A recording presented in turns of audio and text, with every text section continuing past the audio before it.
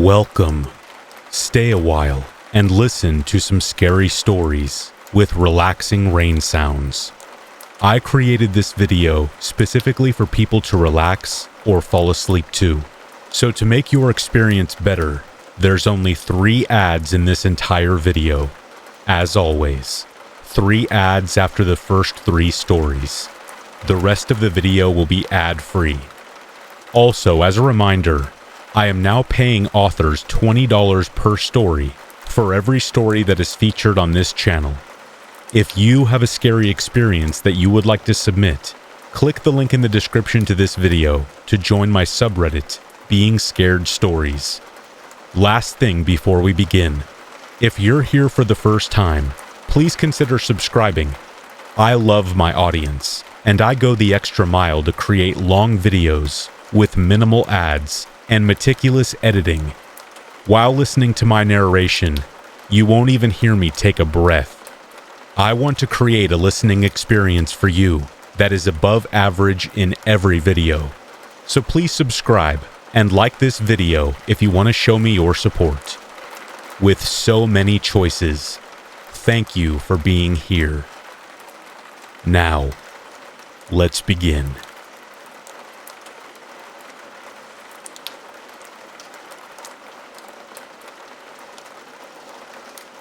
Quick preface. My uncle was a sheriff's deputy and search and rescue officer in the Northwest United States back in the 1990s. This experience is told from my uncle's view with a few explanations from myself. He asked that I keep the location hidden for anonymity purposes. So it was the summer of 1992. It was a couple years into my job with the county sheriff's office. Summers were busy. A ton of people would go camping up here, so naturally people would occasionally get lost.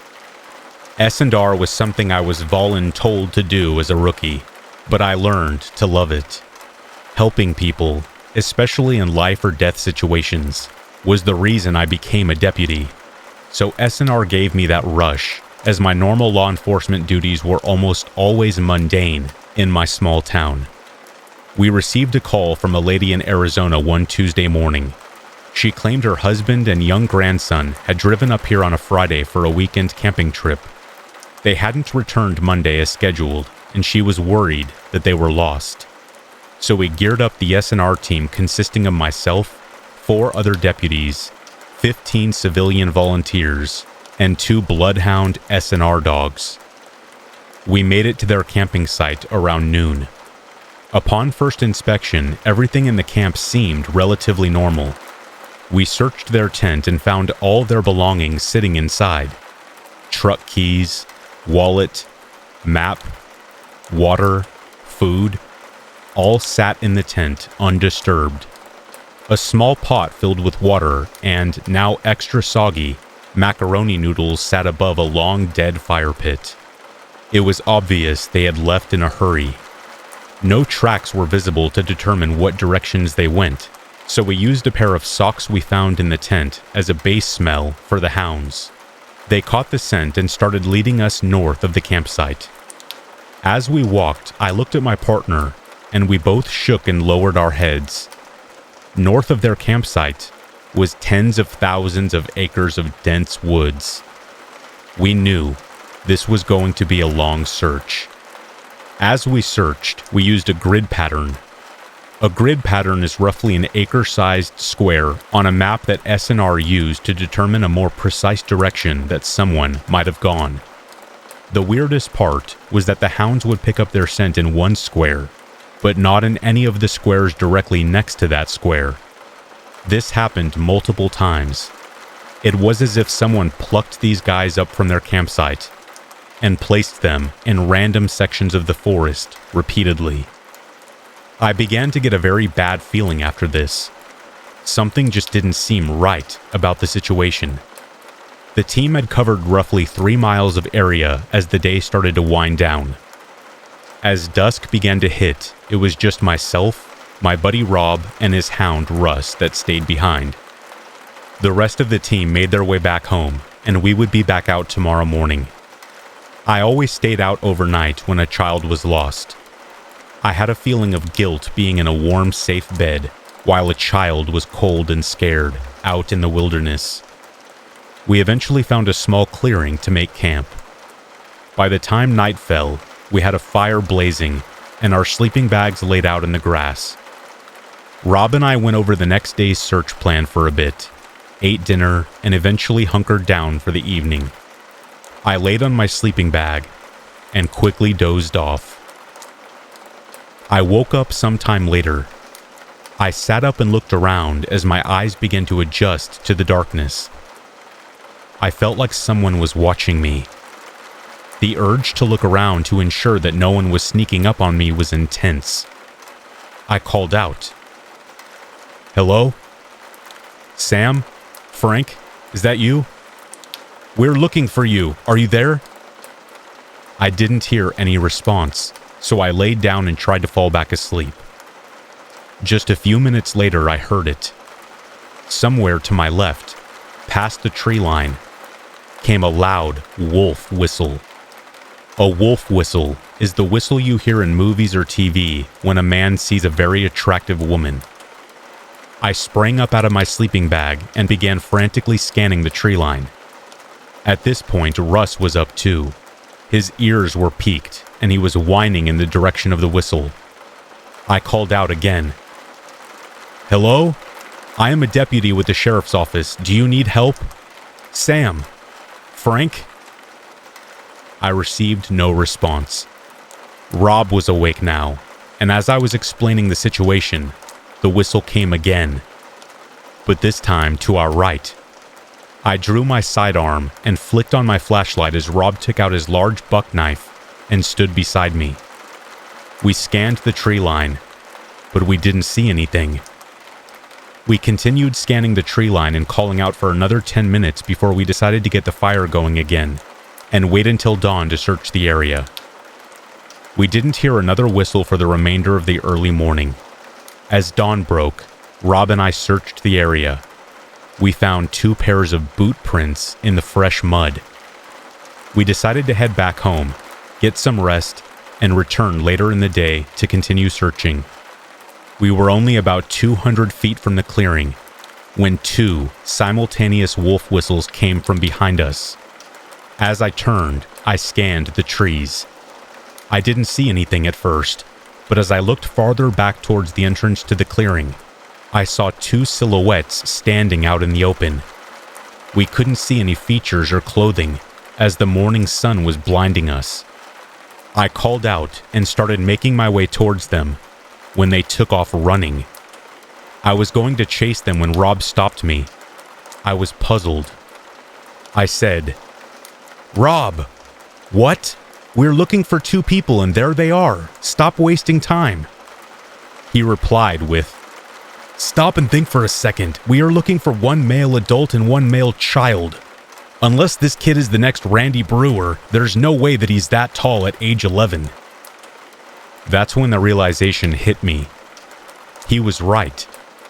Those 2 silhouettes, obviously, were not the 2 people that we were searching for.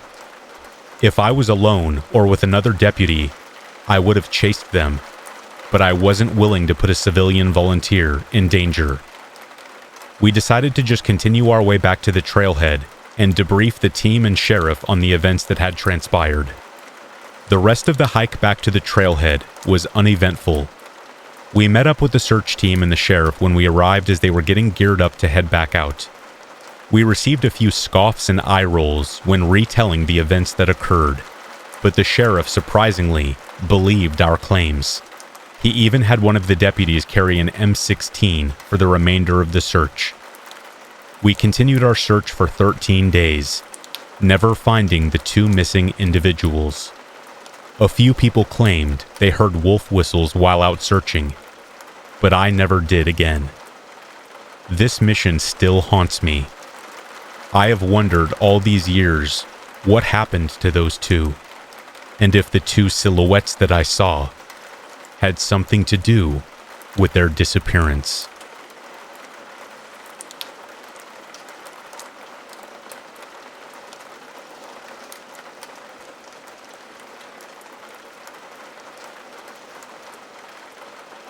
I was probably about 17 or 18 when this happened, and my sister was 20 or 21.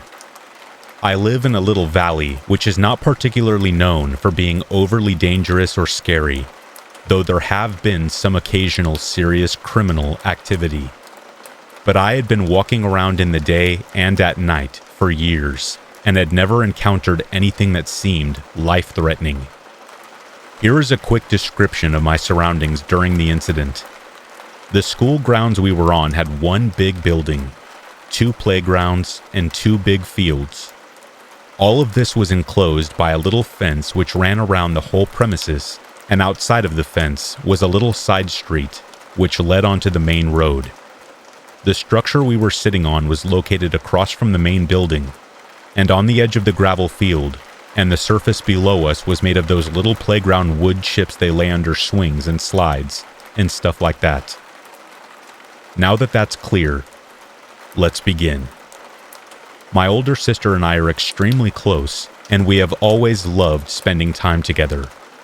We would regularly go out on late-night walks around where we lived, especially in the summer, and would often end up at the local elementary school's playground, because it had swings and structures that we could sit on. One night, during the summer, as usual, we went to Save On Foods, one of our local grocery stores, for some snacks and drinks, then walked up to the park to sit on our favorite swing set. My sister and I had been chilling there for a while, talking and laughing about the normal BS, when I heard what sounded like something hard dropping from the sky onto the gravel a little ways in front of us.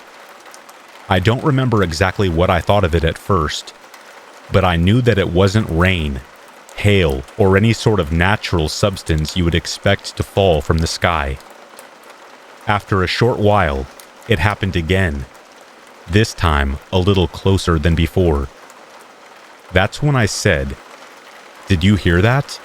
to my sister, who hadn't heard the first sound and was still in the middle of talking. We both sat and listened in silence for a bit. Then, we heard it again, even closer. This is when I started to get a bit scared. Since it was dark, and it sounded like whatever was falling was obviously getting closer, my childlike mind started imagining all kinds of scary things that it could have been. Since none of my thoughts were necessarily realistic, it helped keep me slightly calm, being able to reassure myself that we were fine and safe. Then, something hit the gravel again, very close to us this time. They were rocks. What the heck? I thought. Rocks? It's rocks! I screamed, yet somehow still keeping my voice at a whisper. I scrambled out of my swing to step back a little in fear that the next one might actually hit one of us. Since it was so dark, I had no way of knowing if it was heading for the ground or my face. My sister was nervous too, but still kept a slight attitude of, "Nah, it can't be that." But then, another one came down and actually touched the wood chips this time, causing my sister to also scramble out of her swing to step back with me. Both of us were now blindly attempting to shield ourselves with the thin metal poles of the structure we were just on. We both had realized now that the rocks were being thrown, and they had to be thrown by someone. This scared me even more, knowing that a person not only had been lurking in the dark watching us for God knows how long, but they were actually trying to hurt us for some reason, and we didn't even know where they were. We were both frantically scanning the area looking to see someone standing near us or behind a wall looking at us. And that's when I saw him, standing on the roof of the school. A tall silhouette of a man, wearing a trench coat, or a cape, or some sort of clothing which hung all the way down to his ankles, with a hood pointed up over his head. I couldn't see his face, but judging from his structure, I assumed it was a man. I felt all of the blood drain from the top half of my body. I couldn't stop looking at him. I was so utterly confused as to who this guy was and why on earth he was on the roof of a school in the middle of the night throwing actual stones at two girls he didn't know. "Oh, Lord," my sister said, once she also noticed the man standing there. She let out a nervous giggle, and so did I. But I think we both knew how scary the situation was, and how scared we both were at this point. The man just kept still. I felt kind of stupid for feeling as scared as I was, because it was probably just a stupid, bored teenager who got a kick out of scaring the crap out of random people. But once the next rock hit the pole right in front of us, making a perfect ping noise, I didn't really care if it was just a dumb teen. I wanted to get out of there. I timidly ducked out of the cover of our makeshift shield and began to quickly gather my things, holding one hand in front of my face, attempting to protect myself from any other rocks that were possibly heading for my head this time. My sister was doing the same. That is when we heard it. Probably one of the creepiest sounds I have ever heard someone make in real life. Like something out of a horror movie. The man let out the most bone-chilling, screechy, yet bellowy scream.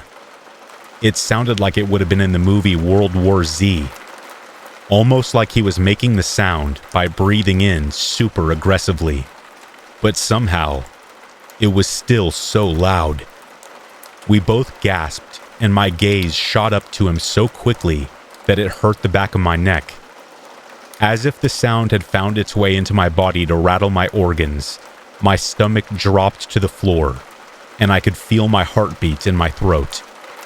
I guess this is when my fight or flight really kicked in, because I remember my whole body suddenly feeling cold and super shaky, like it was hard to keep my jaw from shivering. Both my sister and I hardly waited a second. We booked it out of there as fast as we possibly could, bolting out of the gap in the fence onto the little side street. We kept running up the street, now with our heads facing backwards, both of us expecting to see the man come sprinting out of where we had just exited, coming to hurt us, kidnap us, or worse. We eventually started to slow down, still keeping our eyes on the fence. My sister, trying to break the tension with some laughs, jokingly, broken up by heavy breathing, started to say, "Imagine, he just comes running out there after us making that noise." I quickly interrupted her, now crying, with some abrupt and inaudible babbles trying to tell her to please stop describing such a horrifying scenario, because to me, that joke could easily have come true in that moment. This story, fortunately for us, does not have a bad ending. The man never emerged, never came after us, never followed us, and we never had an encounter like it again in the future. My sister and I are now 20 and 23 years old.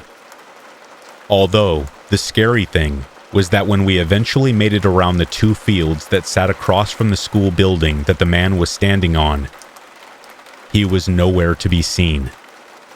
We couldn't see him on the roof, walking around the school, and we didn't see him on the street when we eventually started our abrupt return journey home. He was just gone. Though my sister and I both made it out of there totally unharmed with merely a spooky story to share, and it probably was simply a bored person who thought it would be funny and harmless to pull a prank on a couple of girls, it still scared the life out of both of us. Remember that, even though in the moment you might think that your pranks and jokes are totally harmless, you never know how they might affect someone when that someone feels that they are genuinely in serious danger.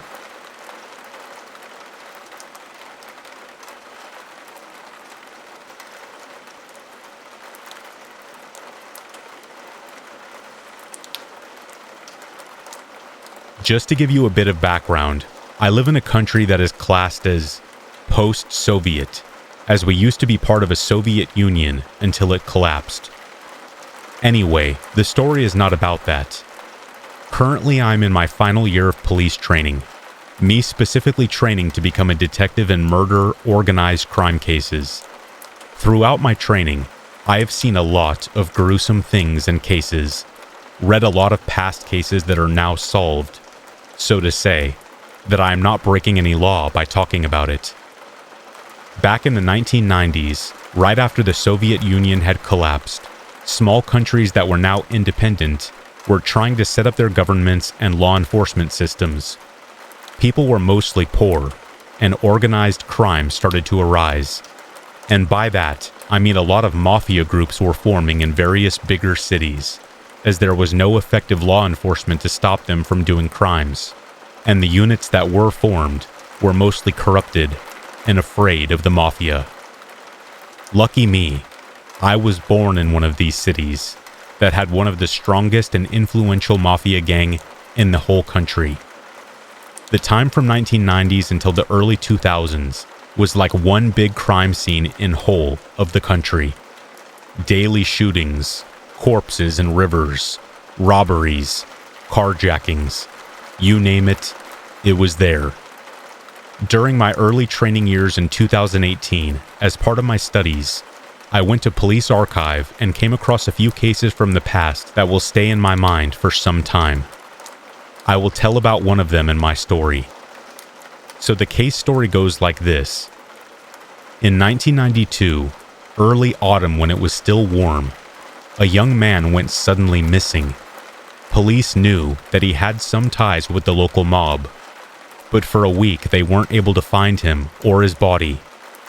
Right then, when the search was going on, 3 teenage boys, aged 12 through 14, went fishing to a local river.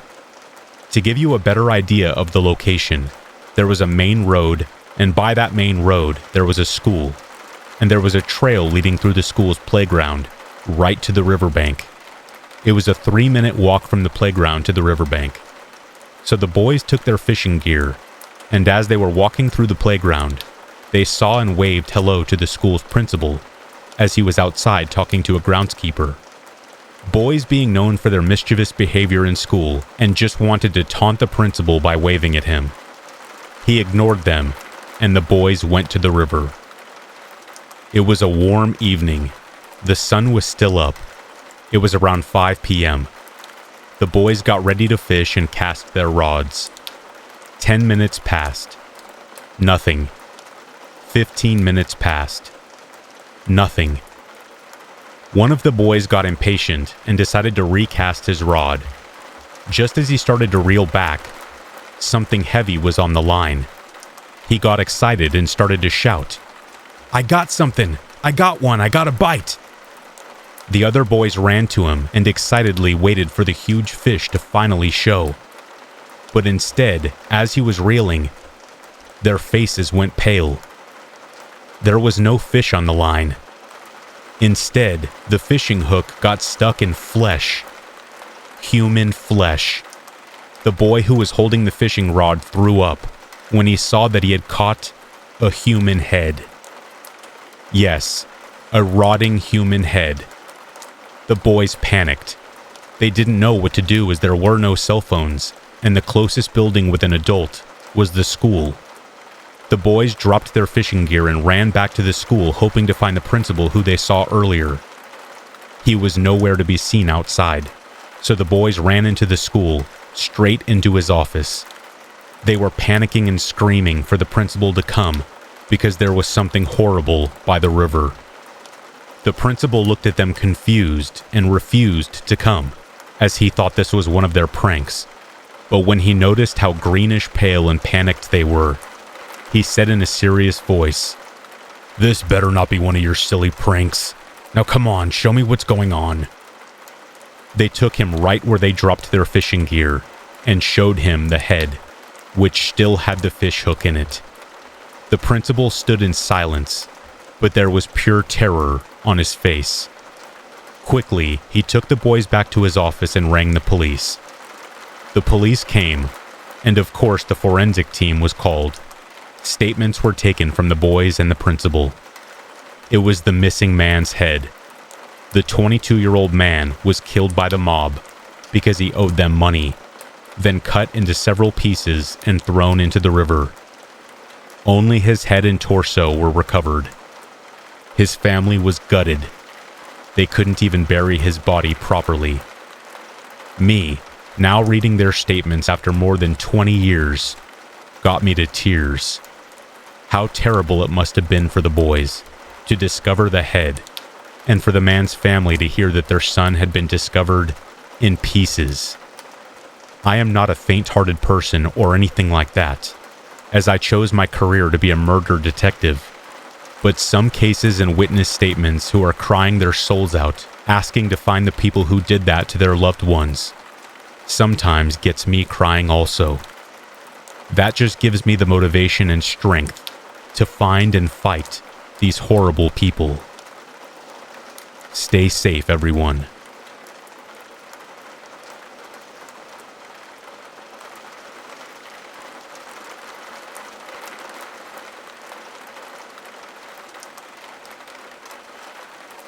Years ago now, back when I was about 8 or 9, my folks and I lived in this huge, weird old house that was like right on the edge of this small town in rural Pennsylvania.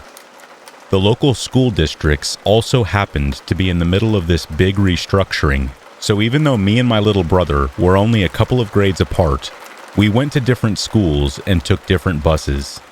This meant I was the last person to leave the house every morning, but also the first person to get home every afternoon, since my school was much closer than his. But this also meant that it was also my job to make sure all the lights were off and all the doors were locked when I left every morning to head off to school. So this one morning, I became aware of the fact that the light was on in the basement and that the door was open. So before I left, I saw to it that the light was off and the door was locked. Then later, when I got home that afternoon, I saw that the light was on and the door was open again. I remember thinking I was losing my mind or something, that I had totally just imagined locking it up. I mean, I was pretty tired most mornings after staying up late playing Overwatch, so it wasn't out of the question that I had just forgotten to do it. So I went over to turn off the light and close the door. But when I got to the top of the basement staircase, I looked down to see that there was a big, shadowy figure standing at the bottom. I freaked out, slammed the door, and pushed a cabinet up against it, and then bolted to hide upstairs in my room. For months, I didn't tell my family because I was positive that what I had seen was a ghost, and I didn't think anyone would believe me. It was Halloween time. I was young and dumb, and happened to have fostered a firm belief in the paranormal. Then about 6 months after that weird little incident, my mom and dad realized that things had been going missing around the house. They blamed me and my brother at first, but after we insisted that we were innocent, we all walked around the place with flashlights, trying to figure out how anyone might have gotten inside without actually breaking in. It turns out the thing I had seen in the basement was an actual man, and he had been climbing in through a small hole on the outside of the house, worming his way through a crawl space, then coming up into the house through the basement. Recognizing I had been alone in that house with him on at least one occasion was one of the worst, most terrifying realizations I've ever had in my life. Needless to say, I don't believe in ghosts anymore.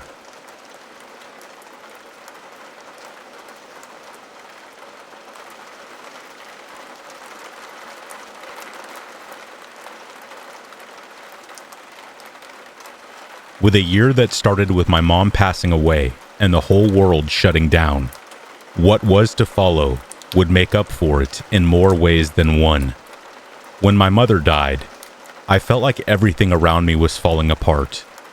All my friendships were fading, and I had to mourn alone during the lockdown.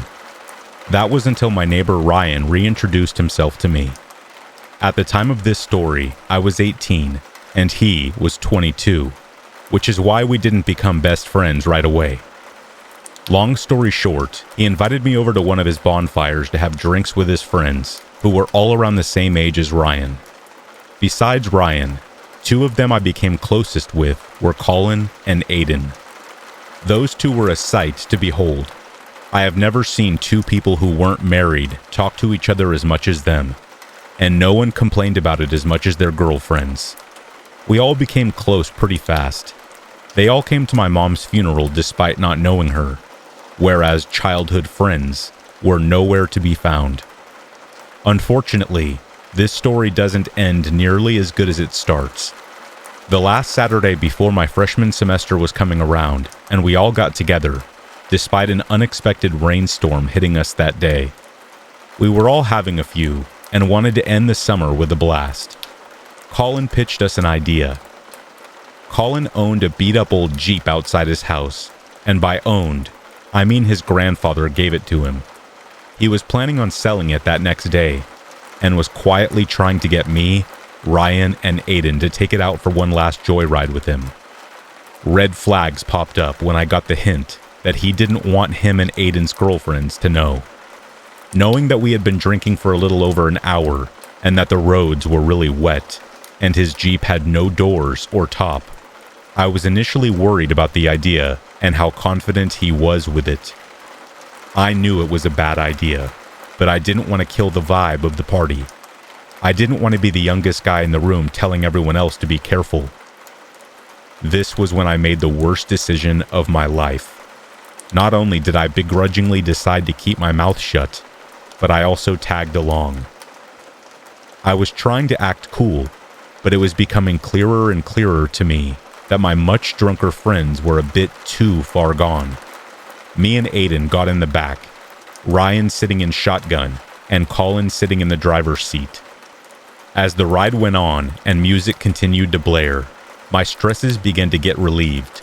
My worries began to fade as I started to think. I started to finally have a good time again.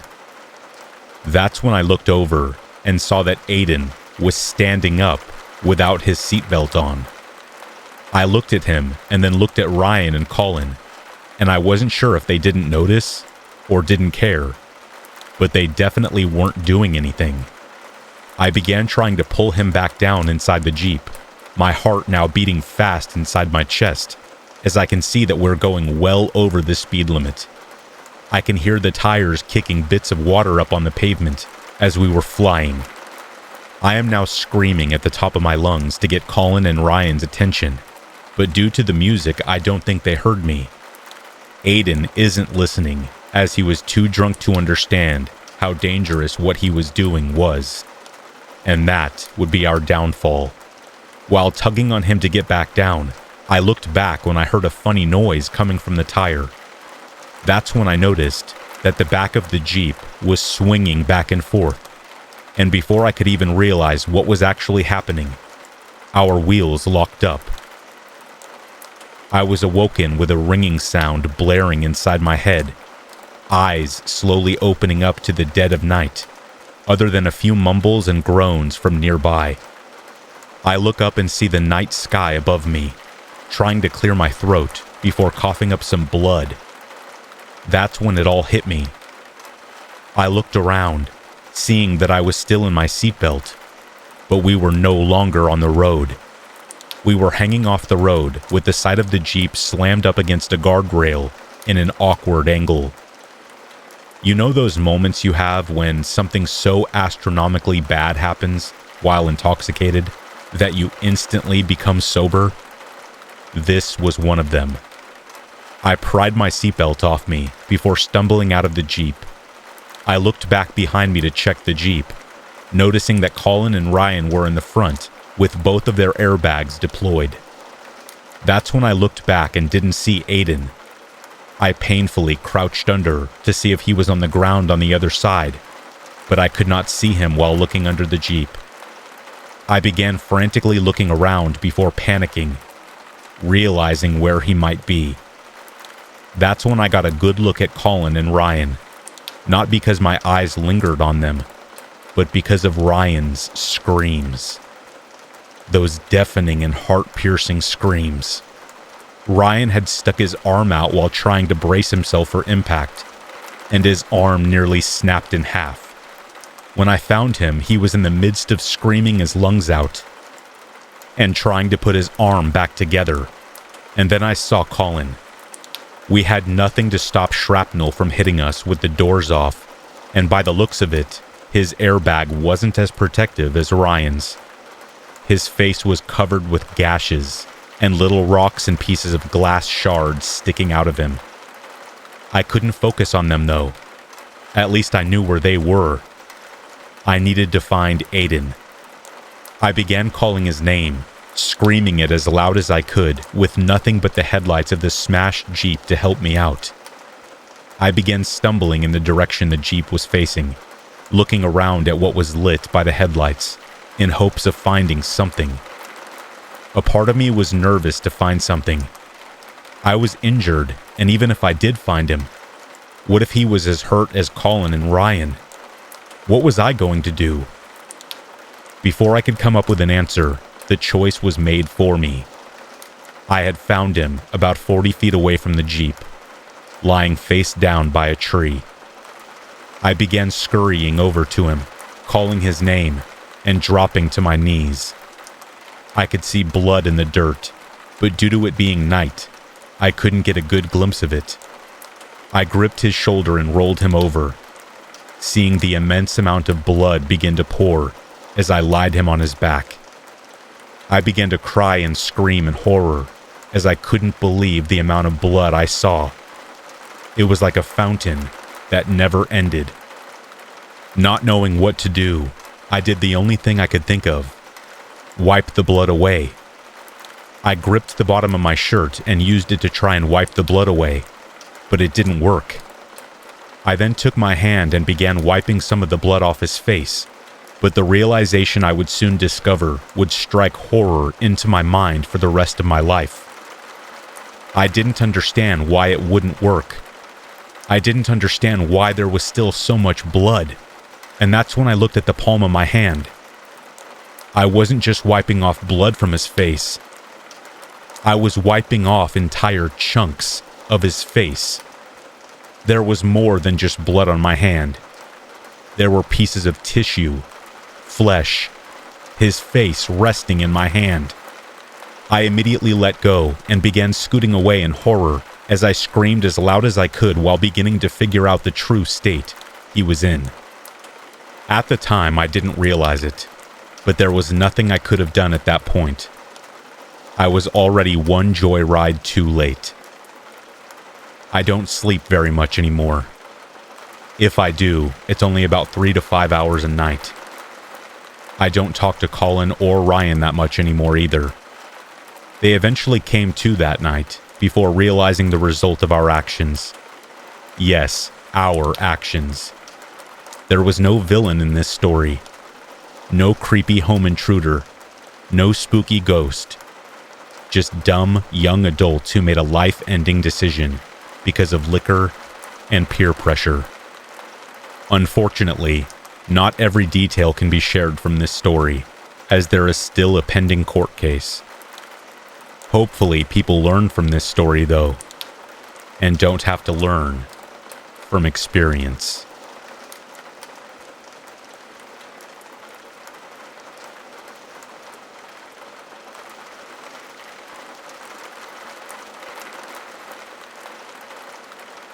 A few years ago, I was part of a True Scary Stories server on Discord. It was a place where people would share their own personal stories of scary or spooky things that had happened to them in their lives. And for a while, it was honestly a lot of fun. Sure, a lot of the stories sounded made up, and generally involved stuff like, I saw a shadowy figure at the end of my bed, and other stuff that sounded like they were lifted straight out of a bad horror movie. But every so often, someone would share a story that didn't have a hint of the supernatural in it. Something that was actually believable, and occasionally, these stories were genuinely terrifying. I read a lot of seriously spine-chilling stuff on that server, but a lot of it I have forgotten over the years, probably because although they were creepy, they just weren't disturbing enough to actually stick with me. But there was one story in particular that I have never forgotten, because it genuinely made me shudder when I read it. The poster began their story by assuring us that their story wasn't just some fabrication, and that although they were pretty young when it happened, just thinking or writing about it as an adult was a pretty stressful experience for them. They went on to explain that their early years were marred by tragedy, how their dad had died when they were really young from a drug overdose, so they were raised by a single mom living in a small apartment just down the street from their grandma's house. Mom did some dating though, obviously trying to do the right thing and find them a stepdad to give them some kind of father figure in their life. The incident in question happened while she was out on a date. Usually speaking, their grandma would babysit for them anytime mom needed to do anything that meant she couldn't bring them along. But on the night of her date, the grandma was working, so although it wasn't ideal, 9 or 10-year-old storyteller was left unsupervised in their mom's ground floor apartment. Sounds kind of irresponsible at first, but the storyteller was quick to reassure the members of the server. That was back when Yu-Gi-Oh was popular. As long as they had their cards and a box set of the cartoons to keep them occupied, being left alone for like an hour or two certainly wasn't an issue for them. It's not like they were going to wander out of the apartment or get up to any mischief while their precious Yu-Gi-Oh was keeping them busy. But at some point during the evening, they are sitting there playing with their cards and watching TV when they heard a tapping on the window. Remember, they lived in the ground floor apartment, so pretty much anyone could have just walked up and started tapping on the glass. No climbing or levitating or any of that stuff was involved, so there was nothing inherently worrying or creepy about someone knocking on the glass. The storyteller then gets up, walking towards the window before drawing back the curtains, only to reveal the face of a complete stranger. Not their grandfather, not an uncle, but a complete and utter stranger. Surprised and confused, they back up from the window, letting the curtains slide back into place before this horrendous crash sounds. Broken glass tumbles onto the carpet at the foot of the curtains, before another smash sends more glittering shards onto the floor in front of them. At that point, they said they just tossed their Yu-Gi-Oh cards onto the floor and bailed, rushing out of the back door of the apartment and over to a neighbor's house, pounding on the door in a state of abject terror as they looked over their shoulder every so often to ensure the mysterious predator wasn't hot in pursuit. But thankfully, the neighbor answers the door, lets our storyteller in, before taking the time to calm them down to get the full story out of them. Naturally, they called the cops immediately, who rushed over since they were given the description of a home invasion in progress. The neighbor then gets in touch with storyteller's mom to let her know the awful news, who immediately rushes home to comfort their terrified son. Then after that, both the neighbor and the storyteller's mom accompany them back to the apartment, where the cops are still searching the property and surrounding area for any sign of the attempted intruder. Apparently, one of the cops approaches the mom at this point and shows her something in a clear plastic evidence bag. The mom stares at it, turns pale, then kneels down and hugs our storyteller tight, fighting to hold back tears as the neighbor says, "Oh my gosh." They both ended up staying at the grandma's place for like a week after, while the window was repaired. And if that seems like a bizarre amount of time to fix a window, and that something else might be behind them staying away from the apartment for a while, you would be right in thinking that. Our storyteller had their suspicions for a little while, but they were too young to really understand the implications of what had happened. The kind of danger they had been in wasn't clear until many years later, when their mom explained to them just what had happened that evening. You see, it wasn't just the window that was being replaced. The entire apartment was being fitted with new, incredibly sturdy locks, CCTV cameras, just about everything short of a panic room, all being paid for by Grandma and Grandpa. The whole family was absolutely terrified, and it was all down to the piece of evidence that the cops showed the mom that night. The little thing in the clear plastic evidence bag that made her turn ashen and squeeze our storyteller in a big, trembling bear hug. What was in that plastic bag was a photograph. A photograph of a young boy, curled up in bed, sleeping soundly. And that boy was our storyteller. The mom told a much older storyteller that the photo couldn't have been taken long before the attempted break-in. Something about the sheets on the bed being fairly new or something. I can't quite remember. Or maybe it was a new haircut that the storyteller had gotten. But either way, it was some detail in there that made it clear that the attempted intruder had broken into the apartment somehow, maybe only a week prior, and had taken a photograph of our storyteller while they were sleeping. I can only imagine they had done so to several other children too, making a little catalog of potential victims, pursuing them for hours on end before finally deciding the one they liked the most. I think that's what makes my blood run cold back when I read their story.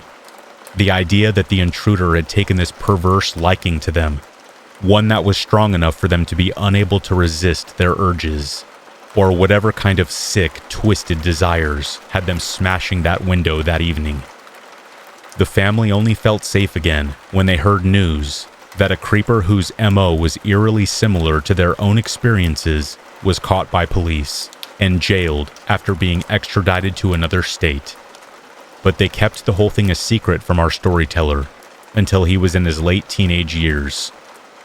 There was no more details after that.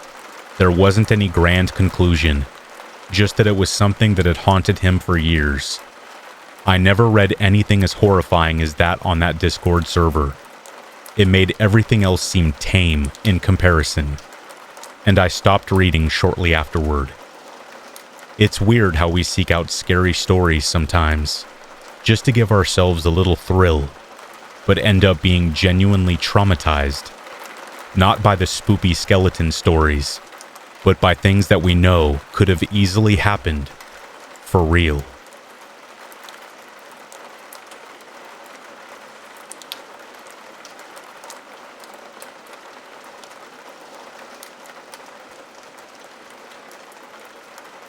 So this story is going to be partly from my perspective as well as my brother's perspective, and it's going to be a long one. This is a true story that happened last night while I was at my grandma's house. So before this all took place, I went to get McDonald's in the nearest city to us, which is about 20 minutes away.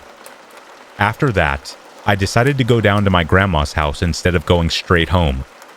For context, she lives down a long farm road, to which you also have to turn off down a half-mile dirt driveway just to get to her house.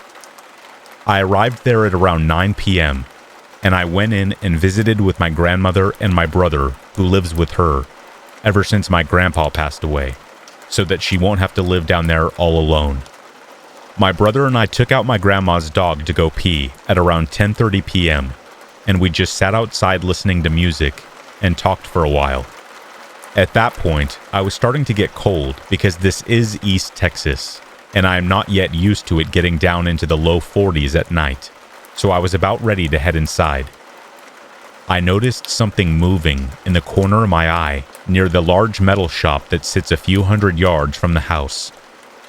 I didn't really take too much notice though, because it is not uncommon for deer or raccoons to come snooping around in the yard, and plus my grandma's dog wasn't barking, so I thought that it might have just been my eyes playing tricks on me. We finally headed back inside, and my grandma went to sleep around 11 p.m.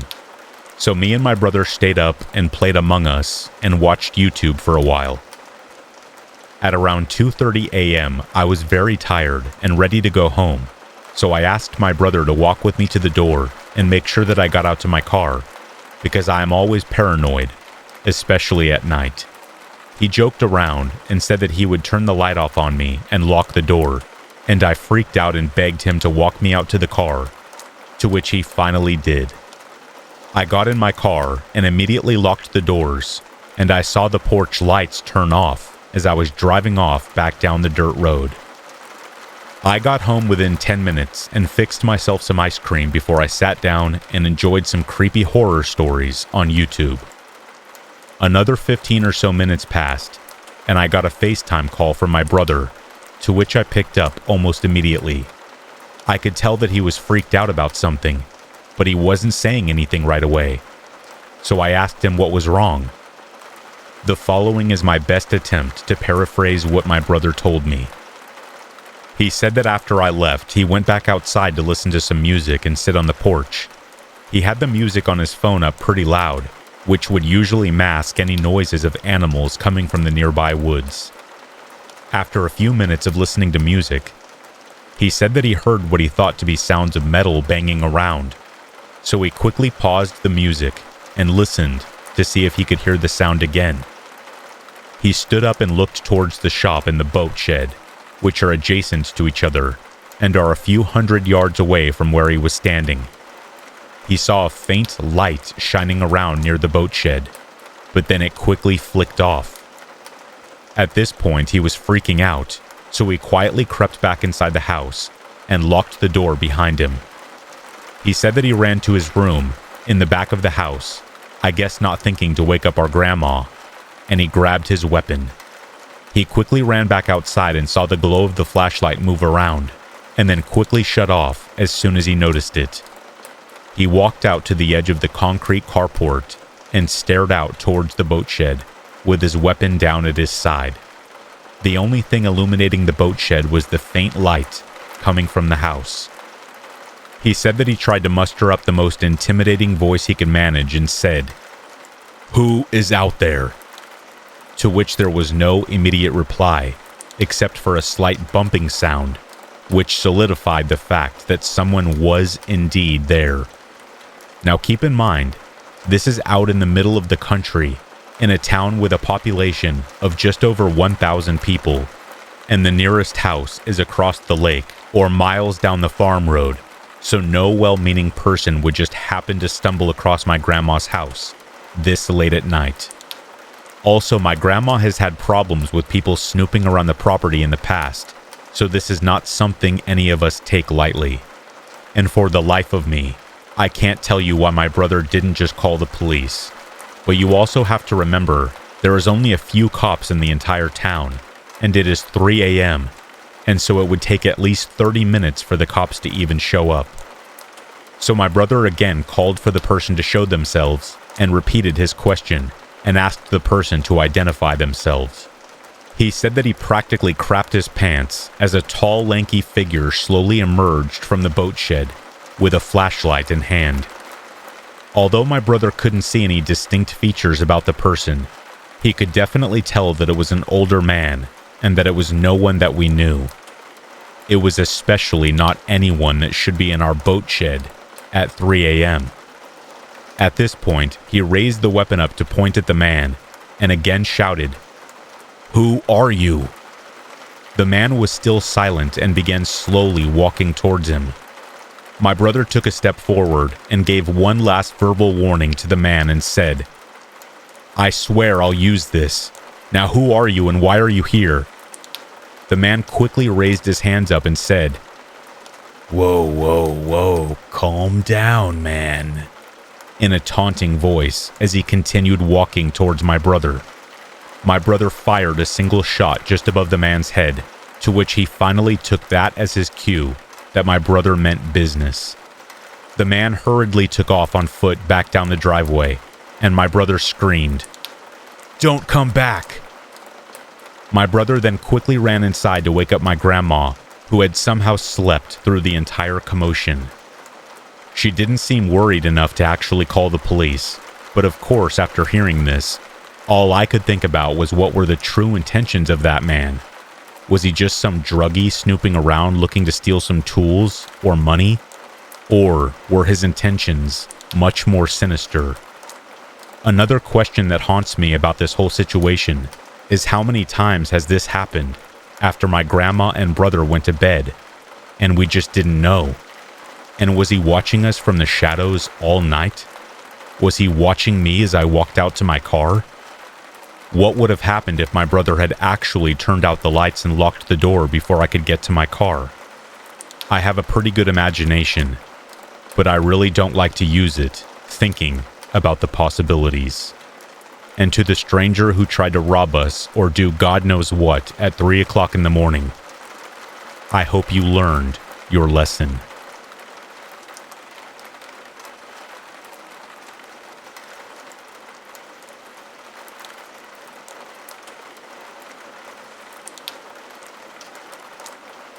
This happened to me when I was 11, and I was staying at a friend's house who I will call Kit.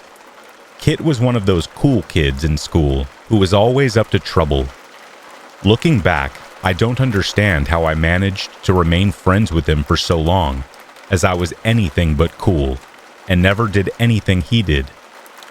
One night, I was staying over at his place on a Friday after school, and we started playing touch football in the backyard, one-on-one. After playing for about 20 minutes, he asked if I had heard of a game called Mop, which I had not. He explained to me that the way the game works is you hide by the road, and when someone walks or drives past, you shout the word mop, hoping to get some kind of reaction. I suppose the game can be known by any other name, but in my case, he called it Mop. I agreed, so we went down to his front yard and looked up and down the road to see if anyone was heading our way. I should note that Kit's house isn't actually on a main road, so the only reason you would drive down on the left is if you were going to a house further down, and there were only a few houses on this street past Kit's house, so I wasn't expecting many people to pass by. I hid behind the garage bins, which were by the driveway fence, and Kit was hiding in the opposite side in the garden. At this point, it was about 4 p.m., so it was still light out, which to me made the game less fun. About 2 minutes in, a car drives by, and Kit shouts out mop. Nothing happened, which was no surprise.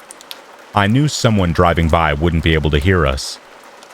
Not long after, a man and woman were walking their dog, and as they were walking by, Kit shouted mop at them. The man and woman stopped and looked around, confused, for about 5 seconds, and then they started walking again. That was the exact reaction I was expecting. After about 10 or more disappointing reactions, I was starting to get bored, but Kit was having too much fun. Eventually, I noticed a homeless-looking man making his way over.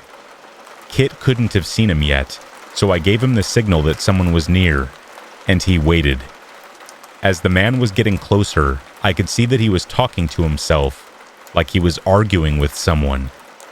As he got closer, I could see that he was at least in his 40s. I could see how dirty he looked. He had long, greasy black hair, and his face was covered in dirt. I was starting to get nervous. When the man was passing us, I heard Kit shout out something that I cannot repeat. It was really, really bad. The man looked right towards the house in an instant, looking absolutely furious. I was freaking out, as the man could have easily spotted me hiding behind the bins. The man started passing back and forth, with his eyes fixed on the house, looking around, and muttering to himself. Eventually, he started walking back the way he was heading, and once he was out of my view, I got out from behind the bins and made my way over to Kit. I was about to yell at him and tell him how stupid it was what he said. But then he said, "Let's follow him." I told him that was a terrible idea, but as a stupid 11-year-old kid, I eventually agreed. We kept at a distance and followed the man off the road, and at the entrance to the brush, we hid behind a car and watched the man. I wish I could say we headed back right then, but Kit wanted to see where he was going. So we followed. Kit went first, and I followed close behind. I was walking as quietly as possible, but the leaves were all so dry, so they crunched really loud as we walked over them. About 5 minutes into this, Kit stopped dead in his tracks, and I heard him whisper, "Oh, crap." I walked up next to him, and just ahead, behind some rocks, there was the man, crouching down, looking right at us. I didn't have time to react. as the man stood up and started sprinting towards us. Kit and I turned and ran, screaming. I could sense that the man was closing in on us, and I feared that any second he would grab me, and that would be the end. Lucky for us, we heard the man trip and fall. I remember just feeling the air move under the man's body just inches behind me. I was easily in arm's reach. Hearing the man fall, I slowed down and looked back and saw him lying flat on his stomach, and he let out an angry growl. I turned and continued running. I couldn't see Kit at this point, but I could hear the crunching of the leaves and branches, so I knew he was still close.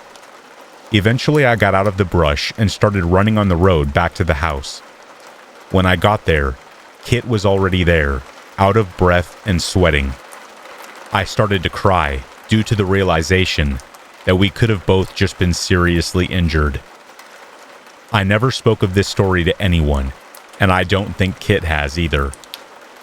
I haven't been to Kit's house since. My deepest apologies to that man, who my friend and I mistreated. It was a very stupid thing to do, and I've always felt bad about it. But I would say he got his revenge simply because of how scared we were.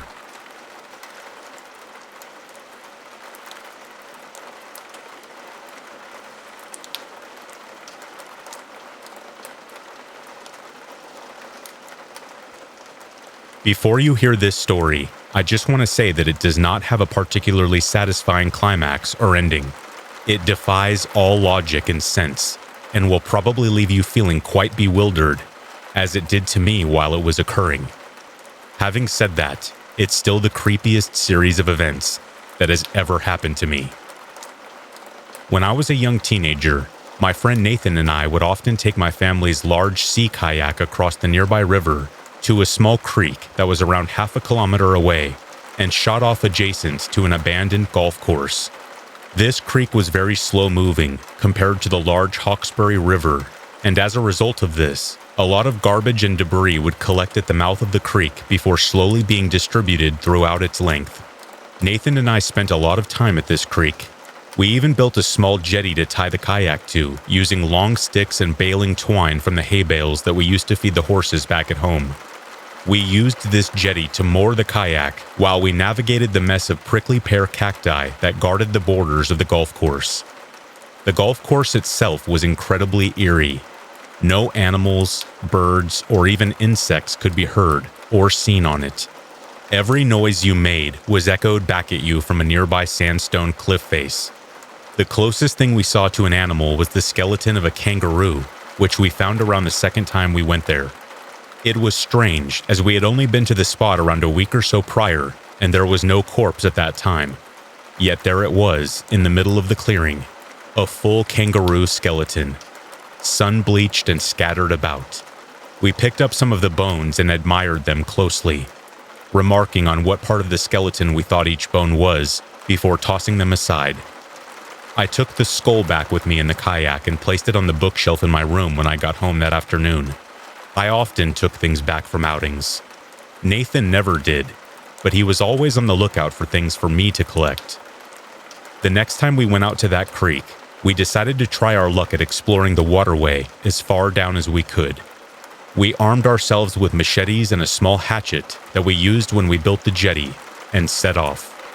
The journey was made extremely difficult by vines that spanned the creek from bank to bank, sunken logs and dense riverweed that made paddling nearly impossible. The water was full of garbage, too. Broken tubes, life jackets, boat propellers. You name it, it had made its way here.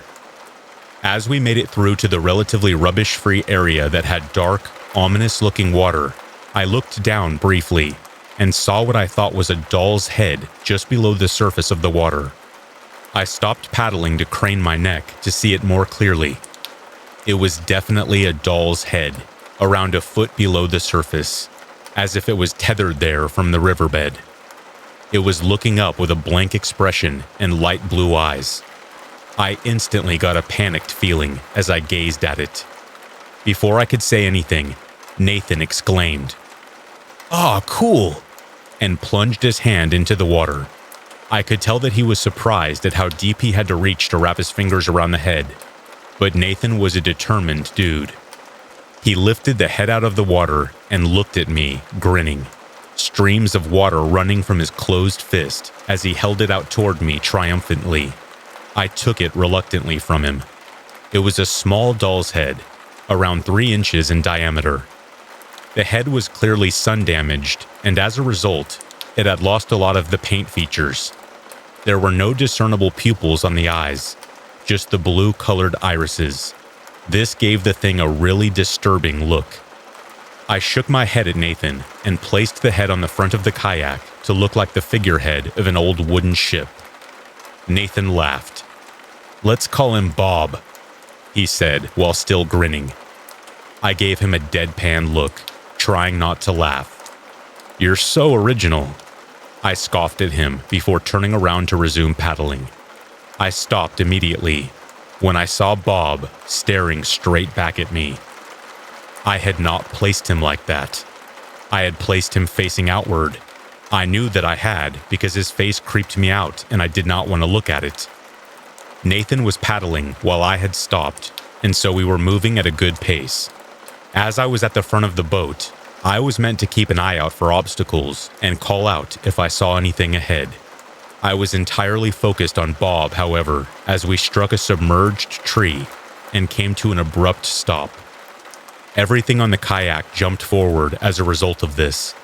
Nathan, me, our packed lunches, and water bottles. Nothing too major happened. Everything on the kayak had jumped forward, that is, except for the doll's head. I had kept my eye on it the entire time, and it did not move, even half an inch. It was like it was superglued to the boat. Nathan began teasing me about being blind, and I snapped at him to be quiet. He asked what was wrong, and I leaned to the right for him to see the head. I pointed and said, "It didn't move, dude," while half chuckling. Nathan moved forward to look at it closer. "What do you mean?" he asked slowly. I picked up my paddle and took a slow stroke backward in the water to lightly hit the tree again. Once again, everything on the kayak jumped forward slightly as we struck the tree, except for Bob. He stayed perfectly still. Nathan laughed. "That's weird," he said, his voice trailing off. I reached out to turn Bob around on his spot, and he turned easily. "Let's go home," I said loudly, trying to wash the area of the heavy feeling that was seeming to settle down upon us. Nathan agreed, and we turned the kayak around to head home. I watched the head like a hawk. Bob never looked back at me on the trip home, though. When we got home, we packed everything that we could into our backpacks and lifted the kayak out of the water. The head was stuffed into my pocket. I had not told Nathan how creeped out I was out of the fear that he would give me crap or give him possible ammunition to play a dumb prank on me with it. Nathan was and still is my best friend, and he would absolutely have done that if I had told him, just as I would to him had the roles been reversed. I decided to just keep my mouth shut about the stupid doll head and hope that Nathan would simply forget about it. We trudged over to my neighbor's backyard with the kayak, holding it by the handles at both ends. My pocket started to feel very warm. I stopped listening to Nathan's nonsense and began to focus more on the ever-increasing temperature of the head inside my pocket. Each time I thought, it can't get any hotter, it somehow would. It was not burning, more like the feeling of deep heat as it gets left on. I tried my best to ignore it.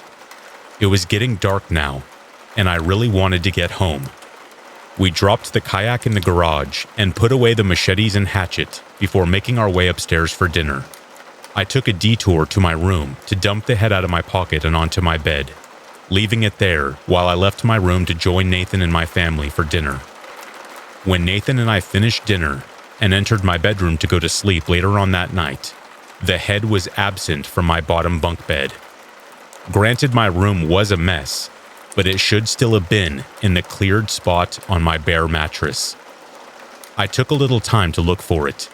tossing the blankets and sheets aside and climbing on top to peer down through the gap between the bed and the wall. I could not see it anywhere. I was not concerned that I may not see it again. In fact, I was somewhat relieved that it was gone. However, I had a gnawing feeling that it was still around. Not watching me exactly, but just a presence. Nathan seemed to have forgotten about it though. He never brought Bob back up again that night, and he climbed up to the top bunk and promptly fell asleep. I lay down on my bed and pulled the bundle of blankets haphazardly over the top of me, falling asleep quickly as well. The next day, I was awoken by the sounds of thumping noises coming from nearby outside. I got up out of bed to glance out the window into the front paddock of our property to see my stepfather using the hatchet to hack at a tree stump that was much too large for the minuscule axe. My stepfather was a very smart man, but his grasp on common sense sometimes bordered on the absurd. I yawned, rubbing my eyes and turning around before opening them. I froze in place. There, on the shelf in front of the kangaroo skull, was Bob, his eyes looking once again directly into mine. I turned to look at Nathan, still sleeping on the top bunk, and instantly jumped up on the railing to punch him hard in the upper arm.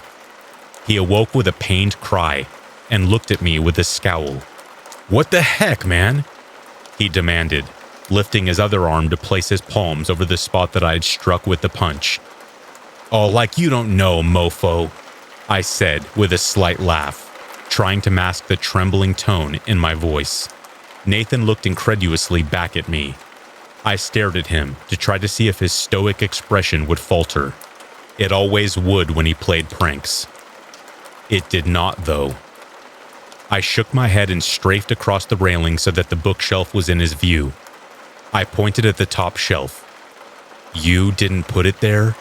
I asked. Nathan sat up to get a better look and shook his head. "Nah, man. I would have had him facing outward anyway. You know I would have." I spun my head around so fast that I'm surprised my neck did not break. Sure enough, the head was now facing toward the kangaroo skull, and not outward like before. I began shaking. Unable to hold myself up on the railing any longer, I dropped to the floor and stormed over to the bookshelf to pick Bob up and took him out into the kitchen. I stepped on the pedal to open the chrome bin in there and threw him in the garbage a lot harder than I needed to. I did not let the lid naturally close, instead choosing to slam it down as a good measure. Nathan sleepily trudged out of my room once I had finished doing this. He stared wide-eyed at the bin. He took a moment before looking up at me and speaking. "Yeah, that thing was creepy, man." I was glad that Nathan agreed with me and was not using this opportunity to make fun of me. I nodded at him. "Something about it was just wrong," I uttered quietly. Nathan playfully kicked the bin, making it rock a little. "Take that, creepy dollhead guy," he exclaimed while laughing. I laughed too, feeling glad that the situation was over and dealt with. I asked Nathan again if he had actually put the head on the shelf, stating that if he had, it was okay. It was a good prank. I just needed to know for my own sanity. Nathan put his hand over his heart and sternly promised that he had not done it. I believed him then, and I still do to this day, nearly 17 years later. Months went past. Nathan and I never had an opportunity to make our way back to the creek. With school holidays approaching, I was keen to get big chores out of the way on weekends so that I could enjoy the full extent of the holiday period. I did this by working on weekends with my stepfather on various projects on our rural property.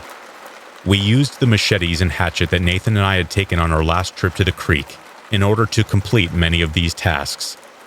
Having no means to sharpen the tools, or even the knowledge for that matter, meant that cutting and hacking got more difficult and cumbersome as time went on. One day, as I was fighting my way through a thicket of vines hanging from a large peppercorn tree, I observed my mother lean down to pick up an object out of the dirt in the front paddock. It was in a spot directly below the main household wheelie bins that the council picked up weekly. I thought nothing of it.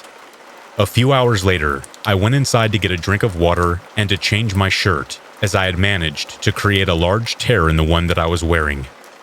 I entered my room and immediately felt strange. Feeling a need to look over at my bookshelf, the feeling of déjà vu was intense. Bob was back, staring at me again from the spot on the bookshelf that I had placed him on years earlier.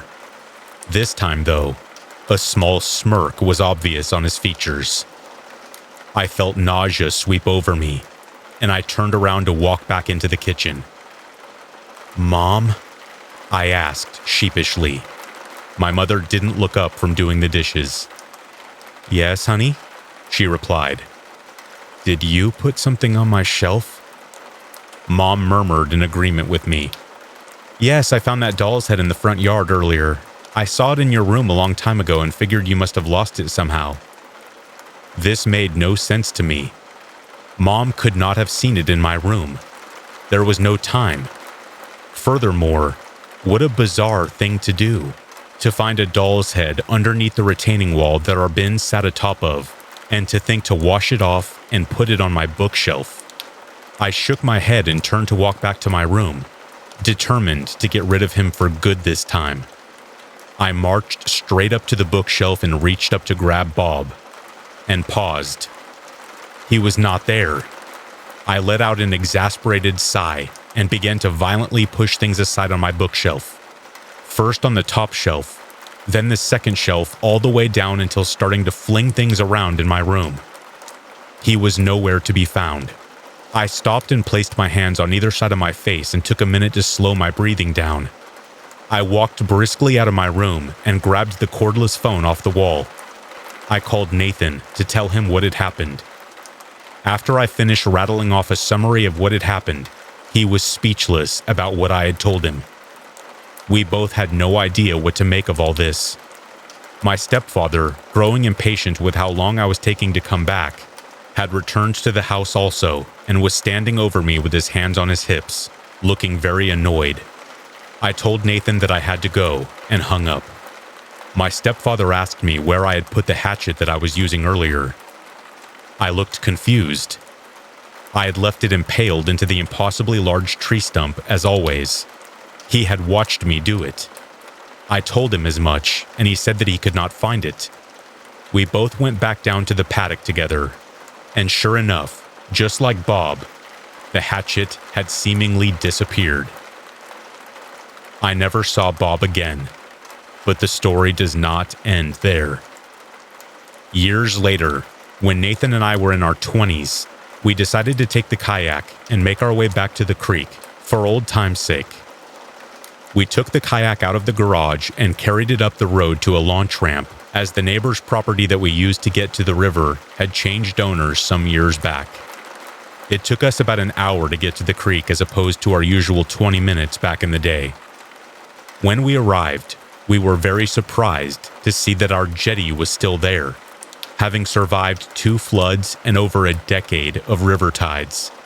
It honestly did not look like it was damaged in any way, almost like new. We stopped and moored the kayak to it as we always done, and stepped out onto the shore. My foot kicked something up in the dirt, and I looked down to see the outline of a familiar shape. It couldn't be.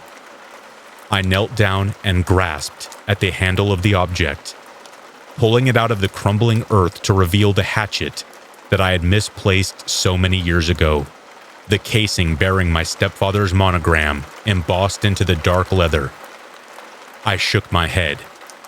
This was impossible. This hatchet was the only one we had purchased, and it was one of a kind. Nathan and I were the only ones that visited this spot out of my family and anyone else that we knew.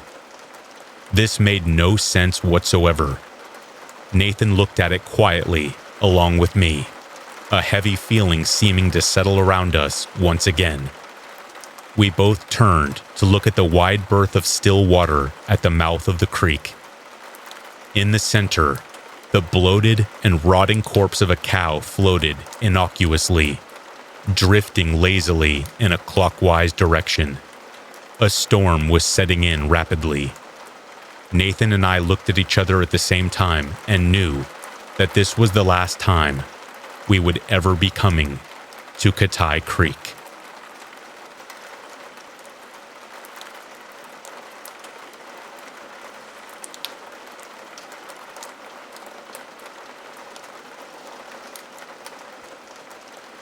When I was a kid, my family moved from our home in upstate New York all the way down to North Carolina, all because of something to do with my dad's job. It was a pretty scary time in my life.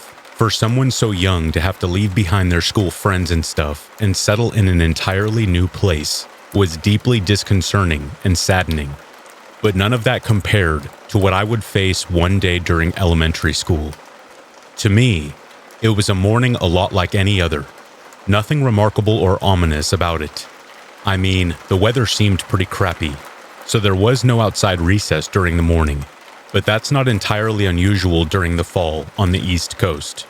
But as the afternoon progressed, I remember looking out of the windows of our classroom and seeing the light drizzle of the morning progress steadily into some of the heaviest wind and rain I had ever seen.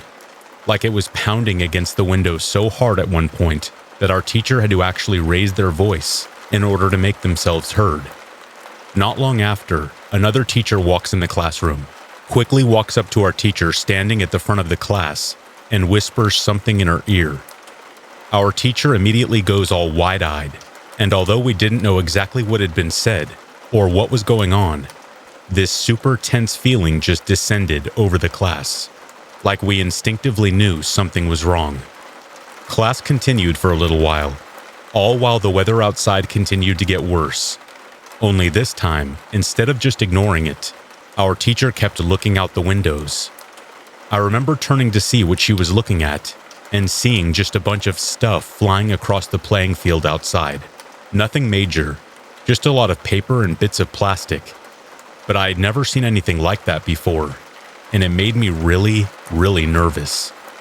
Then, the intercom in our classroom buzzed into life, saying something about how all teaching staff and pupils needed to take shelter in the hallways immediately. So we did, and with our teacher trying to keep us all calm, and she struggled to keep a lid on her own fears, we filed out into the hallway and were told to sit down on the floor out there. By that point, we could all hear the sounds of the wind howling outside of the building, even through some pretty thick cladding and stuff, which was terrifying all on its own. And the louder it got, the more and more afraid we all got, as our teachers explained that it was just some nasty weather, and it couldn't hurt us so long as we were in the hallways. Things were fine for a little while, but our classroom was right next to the library, and at one point, just as the mood seemed to be as tense as it could get, we all heard this big crashing sound coming from behind the closed double doors.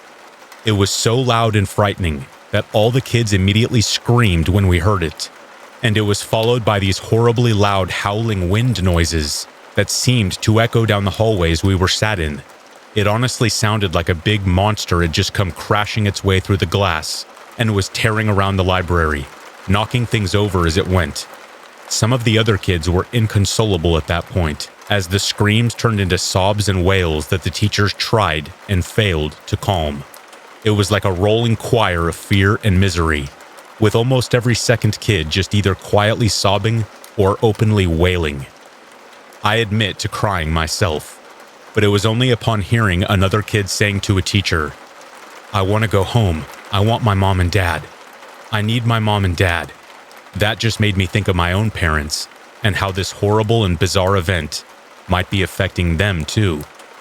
That's when I couldn't find it in me to be brave anymore, and I broke down crying as well. We ended up staying in that corridor for hours, way past the time we all should have been filing out of the school for the end of the day. It was actually dark out by the time the howling noises stopped coming from the library, and you can't even imagine the sense of relief that came over us when we were told that our parents would be coming to collect us from school in the next hour or so. I cried again when I saw them near the main entrance, running up and giving them a huge hug. I was just so thankful that they were safe, and that whatever was going on outside hadn't gotten them, as I was so terrified that it might. As it turns out, the school had been hit by a tornado. It definitely wasn't the worst kind that could have hit, but as I mentioned, it was bad enough to blow out the windows in the library. Or maybe it was a tree that was felled that somehow managed to smash through the windows. I didn't actually see what exactly caused the damage. But at that age, I wasn't even really sure what a tornado even was. Like, sure, I had heard the word before, but I had never been caught in anything as crazy as that. And neither had most of the other kids, by the way they reacted. It was without a doubt the single most pant-wettingly scary thing that ever happened to me during my entire childhood, let alone during my time in elementary school. And since then, I have had a profound respect for how awesomely powerful the forces of nature can be, and how they are not to be taken lightly. I know this isn't as gripping or terrifying a story as some of the school lockdown ones I read from time to time, but for all of us in school that day, it was like a nightmare come to life.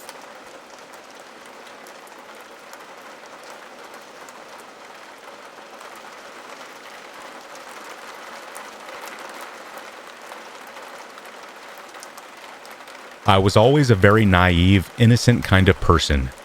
I was the type of optimist who believed there was a touch of goodness in every heart, a dangerous mindset to be in. I realize now that seeing the world through my rose-colored glasses put a big, flashing red target on my back. Often, when you think of scary stories involving creepy behavior and psychological abuse, you think of an occurrence from a stranger. In my case, it came from my mother-in-law. My husband's mother initially adored me, not for any reason other than thinking I could easily be controlled. I was meek with a passive personality, so it made sense that I would come across like someone who could be easily influenced. Looking back on it, I cringe at how creepy the situation really was. For the sake of this story, I'll call my mother-in-law by the name of Mrs. Psycho. At the beginning of my relationship with my husband, Mrs. Psycho and I were getting along great. Or so I thought. She would take me shopping, give compliments about my hair, and girly stuff like that. As the relationship with my partner grew more serious, she would rant and rave to everyone in our neighborhood about how much she adored me and how I was like the daughter she never had. So naturally, I thought things were progressing positively. But certain things were just really off about Mrs. Psycho. I noticed little tidbits of her behavior at parties and neighborhood social gatherings.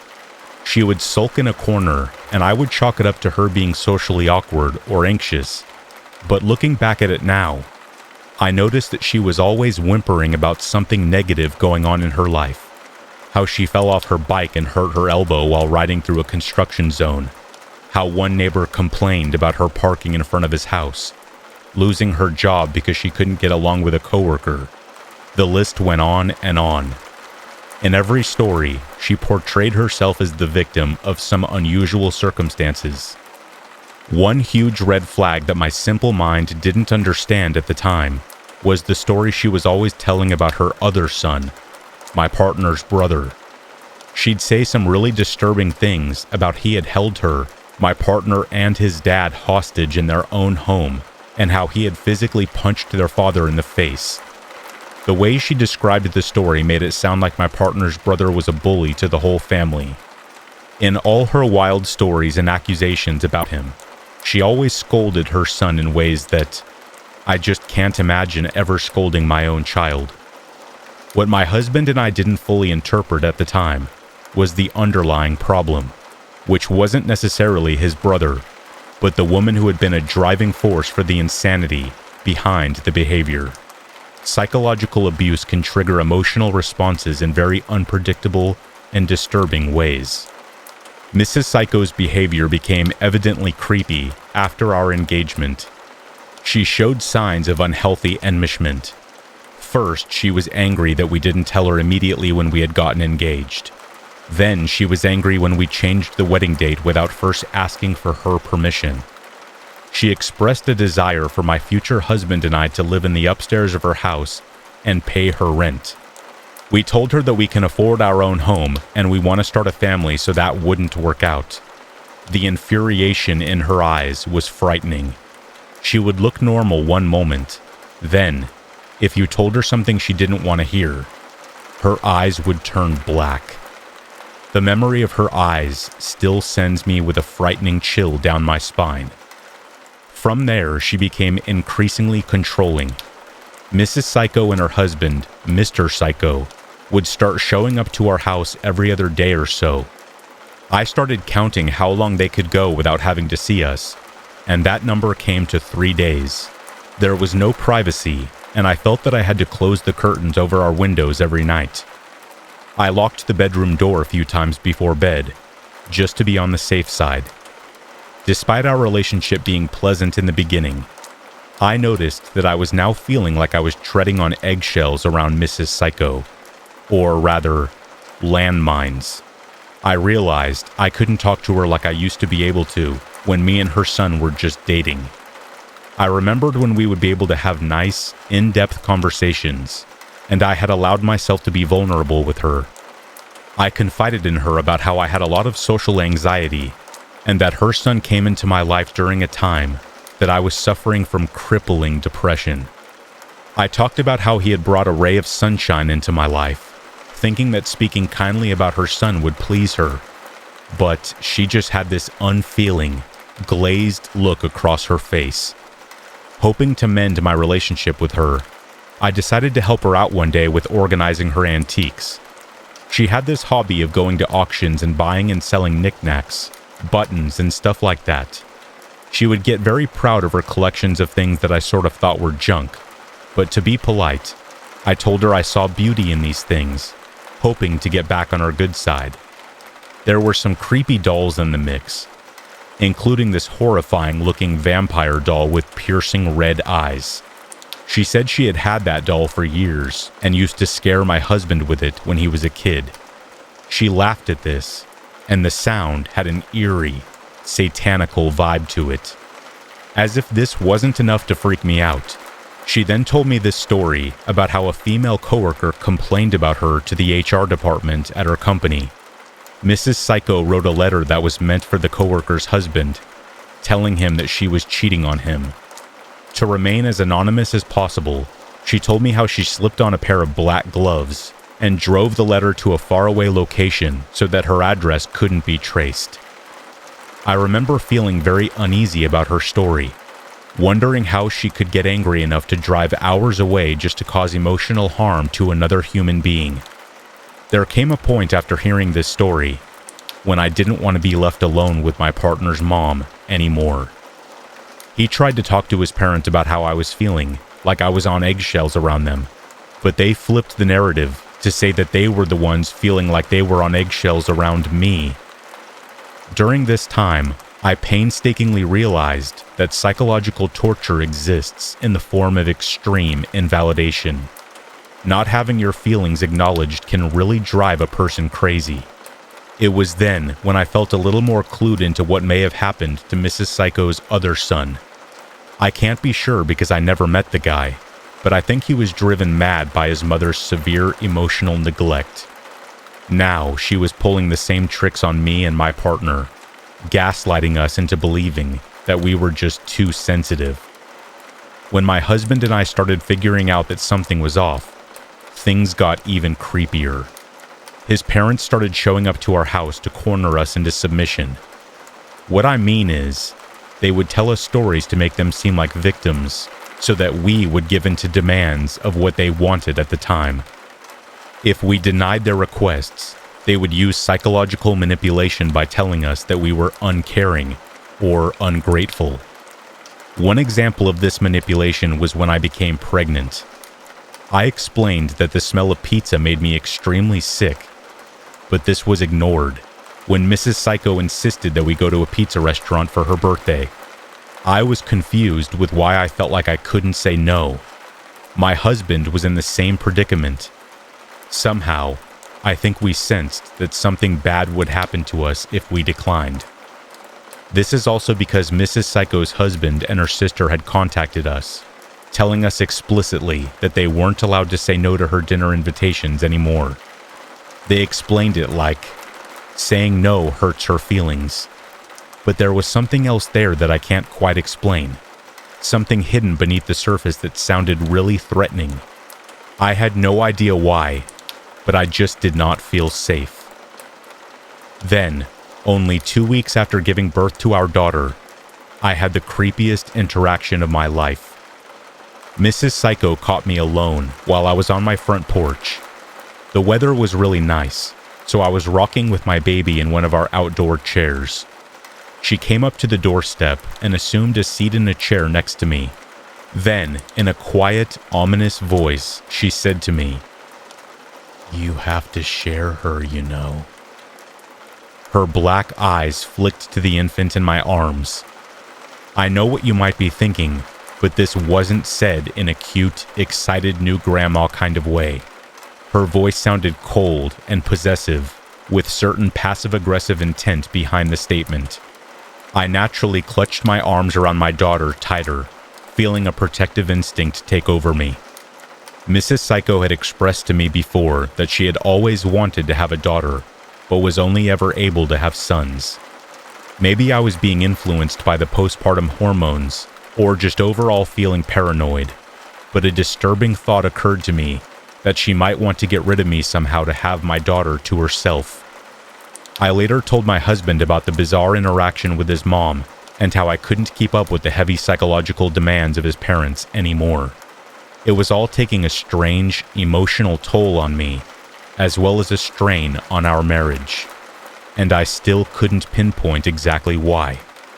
Nevertheless, they were causing us a lot of stress, which was impacted on me all the more while I was trying to adapt to my role as a new mother. I felt like I was going crazy. They even restricted me in bizarre ways, telling me that I was not allowed to refer to our daughter as my baby. The stress was enough to make me physically sick. At first, my husband hesitated when I told him about my concerns, stating the usual spiel that was natural for him to say, that they were his parents, and he couldn't just drop contact with them. But something in his voice contained fear, and it wouldn't take long before he would realize how screwed up the situation actually was. The incident that drove him to the point of cutting off his parents happened when they cornered us in our living room, demanding that we watch their aggressive dog while they went on vacation for 5 days. My husband almost caved, but stayed firm when he told them, "No, we can't. We have a 2-month-old baby to look after." The murderous glare his mom then flashed at me was intense and enough to make me crawl out of my skin. I thought for sure she was about to lunge at me and wring her icy cold hands around my neck, causing me death by strangulation. I was terrified. Mr. and Mrs. Psycho eventually left our house, but they were clearly angry that they weren't able to convince us to conform to their will. My husband and I had a dark, suspicious feeling that something bad was about to happen.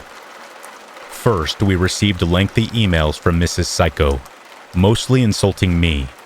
She said she thought I was brainwashing her son, and she went on to portray herself as a victim. She used the knowledge of my anxiety disorder to make an argument that I was mentally unstable and dangerous. She threatened to post about me on Facebook and mess up our lives if we didn't apologize for deviating from what she wanted. At the same time, she told me that I was dead to her and listed all the mistakes I had made in the past, as well as my faults. We remained silent, not wanting to engage with her any further. My husband and I were scared, spending most of our days cooped up in our bedroom, not knowing what to expect. But we stayed strong through the process of separating from the toxic relationship. Mrs. Psycho proceeded to make good on her threat, posting about me publicly on Facebook. She said that I was crazy. She even went a step further, saying that I had borderline personality disorder, which was entirely fabricated. It didn't end there, though. An active smear campaign against me ensued, as Mr. and Mrs. Psycho actually went door to door to everyone's house in the community, posing as good citizens to warn everyone about their extremely dangerous, manipulative, 5-foot-tall daughter-in-law. My neighbors didn't react the way that was expected, though. They were more wary of her than of me. Instead of ruining my reputation, which was the desired effect, most people in my neighborhood were majorly creeped out by Mrs. Psycho's efforts. They were equally creeped out by Mr. Psycho's willingness to go along with the whole thing. I guess after years of being beaten down with his wife's abuse, he was just an empty shell of a man. A flying monkey to his wife. There are a few doctors and therapists in my neighborhood who believed that Mrs. Psycho may have been projecting, meaning that she is confessing that she is potentially dangerous and volatile, while pinning it on me. This, along with some stories of Mrs. Psycho's interactions with other people in our neighborhood, confirmed that something was disturbingly off with this lady. This information made the situation all the more unsettling when Mr. and Mrs. Psycho showed up to our house for what we suspected would be a confrontation. My husband and I were watching Survivor in the living room with our baby when the doorbell rang. He crept to the front window to peer behind the curtain to see who it was. I could see the fear on his face. "It's my parents," he said, and my blood ran cold. I immediately ran with the baby upstairs, pausing only to tell him that it was his choice whether to answer the door or not, since they are his parents, but that me and the baby would be hidden away. As I made my way up the stairs, my husband hovered by the front door, conflicted. He didn't know what to do. Meanwhile, I could hear jostling at the front door, like his parents were trying to force their way inside our house with a spare key. I am thankful to this day that we had just changed the locks a few days before, so they couldn't get in. I proceeded to run upstairs and closed the bedroom door behind me, locking me and the baby inside. I held my daughter close, my heart thudding wildly against my chest. When there was a knock on the bedroom door, I reacted with a jolt. My husband's voice on the other side calmed me down. He told me he didn't answer the door. He was trembling when I unlocked the door to let him in. His face was pale. He showed me a text message that said, "Anyone home?" Followed by another text that said, "You're a coward, hiding behind your keyboard." I don't know what would have happened if my husband had chosen to answer the door, but I shudder to think about it. My husband and I both blocked them after that. Phone numbers, social media accounts, everything. Thankfully, they moved away to another state. We have since had no contact with his parents for almost 2 years, and our daughter is growing in a happy, loving environment, free of toxicity. I have since armed myself with knowledge so that I will be less naive about creepy behavior in the future. I have studied up on narcissism and the negative psychological impact that some people can have on others through gaslighting and invalidation. I hope everyone listening out there may be aware that not all abuse is physical.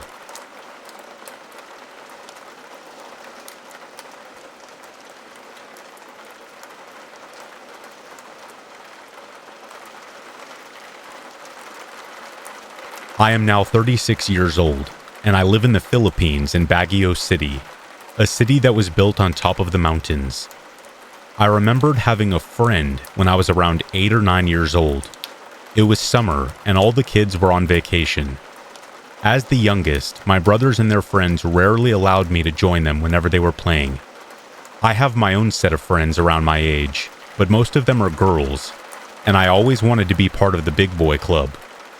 One time, my brothers went out and I was the only one left at home with my parents. My mom allowed me to go outside and play. Unfortunately, all my playmates were out at the time with their parents, so I decided to play on my own. Since we live in a city that was built on the mountains, it is common to have bushy, tall grass and mountains of dirt in the area. I decided to play with some dirt and do some digging, but before I do, I have to walk and make my way to the thick bushes to reach that small circular patch of land that is free from any vegetation. As I was doing some digging, This little girl, who was also around my age, approached me and asked if she could join. I politely accepted, as I have no one else to play with. A few hours passed, and she hadn't told me her name, even though I introduced myself more than once. Whenever I asked her name, she would always keep quiet and would change the subject. It was getting pretty late, and I had to say goodbye. She asked me to meet her at the same spot the next day. The following day, all the kids in the neighborhood are out to play, including my brothers. I decided to play with my friends and totally forgot that I was supposed to meet my new friend, but as soon as I remembered, I saw her from afar. Half of her body was hidden inside the bushes and is making a gesture that I should come with her. I waved back and made a hand gesture suggesting she should come and join us. Weirdly enough, she would not step out of the bushes and would just stand there waiting for me. I ignored her for a while, thinking that she was probably shy and would come and join eventually. After playing, I decided to join her. As I was about to approach her, she went ahead but nodded at me, acknowledging that I am coming to join her. Upon arriving at the same circular patch of land surrounding by the bushes and tall grass, she asked me to come with her to her house. I asked, "Where do you live?" She responded, "Just behind that big rock," pointing at the big rock that was covered in bushes and tall grass. "But there's nothing there. I don't remember seeing any houses beyond that," I responded, and her response was, "Just come and I will show you." As soon as I was about to join her, I heard my brother scream my name, asking me to come up for a snack. I grabbed my friend's hands and asked her to join us instead for a snack, and as I was guiding her out of the bushes, she suddenly stopped just a few steps away back to the pavement and told me, "I cannot go beyond here. I would just meet you back at the same spot when you're done." And she ran back to the bushes until I could no longer see her. As a kid, it did not occur to me the weirdness and the unusual behavior that she showed me. The next day, I decided that I would spend more time with my new friend. I went out and headed straight to the usual spot, and there she was digging as if she was continuing the hole I had dug a few days ago. I joined her. She held my hands and she asked me to be closer to her. Suddenly, my brothers and his friends decided to come to the same spot we were playing, not knowing that it was their hideout whenever they were trying to sneak for a quick smoke and drink some liquor. Surprisingly, they allowed me to be there, so we continued to dig as if nothing happened, when suddenly my brother asked me, "Why aren't you playing with your friends? They came to the house looking for you. They're in there now waiting for you." It did not occur to me at the time that it was weird they did not even acknowledge my friend's presence, but I told my brother that I would be there in a few minutes. After smoking, my brother and their friends left the area, so I was left alone with my new friend. Again, she held my hand and asked me to come to her house with her, behind the big rock. This time, she was forceful and a little aggressive, as if she was desperate for me to go with her, like almost crying. I remember her hugging me 3 times while begging for me to join her. I still remember that moment when I was very uncomfortable with the situation, because I know that there was nothing behind that rock. I have been there many times before, and it just leads to another section of thick bushes. I insisted on not going, and I held her hands and dragged her out of the bushes, but she shouted, "Stop, I told you, I cannot go past this point." And I replied, "Why? What do you mean?" She forcefully took my hands off hers and ran back to the bushes. I felt really bad, as if I should have joined her, but at the same time, I was scared for my own safety. The following day, I decided to spend more time again with her. I asked her to at least come with me and sit in between the pavement and the bushes. She agreed. We sat down while watching the other kids play. We were approached by my friends. Joanna, one of my closest friends, told me, "Hey, let's go to Yvonne's house and watch TV. There will be snacks. Come on." But when I was about to introduce my new friend, Joanna and Yvonne grabbed me by the hand in a hurry, dragging me away from my new friend. I could only look back at her and could not even say goodbye. A few months had passed, my family decided that we will be moving out and living in a different place. During those months, my friendship remained with that girl. Same spot, same time. The day we were about to leave, I saw her just peeking from the bushes from inside the car. I was told not to go anywhere by my parents because everything was ready. I remember not removing my eyes off her until I could no longer see her as the car drove away. She did the same, but she made a weird gesture just when we were about to lose sight of each other. She pointed to her head and pointed back at me, and it was the last time that I ever saw her. As a kid, it did not occur to me that my situation was scary. I remembered her, our unnatural friendship. The weird part is, I cannot remember her face at all. It is as if it was wiped from my memory, and I am really good with faces. I can still remember all the kids' faces except for hers. Also, I just realized that she always seemed to wear the same clothes. A dirty white dress, almost yellowish, black shoes with white socks, hair always tied upwards.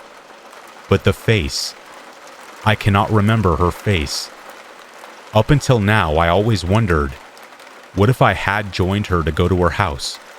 What would have happened? It bothers me still today. What happened to her? Is she still alive? Or was she really alive in the first place? I know this was not an imaginary friend because of the emotions, the sensation whenever I was with her. It was all real. It was not an imaginary friend because I was never sad when I was a kid. Whatever or whoever she was, I am just hoping that she is doing well.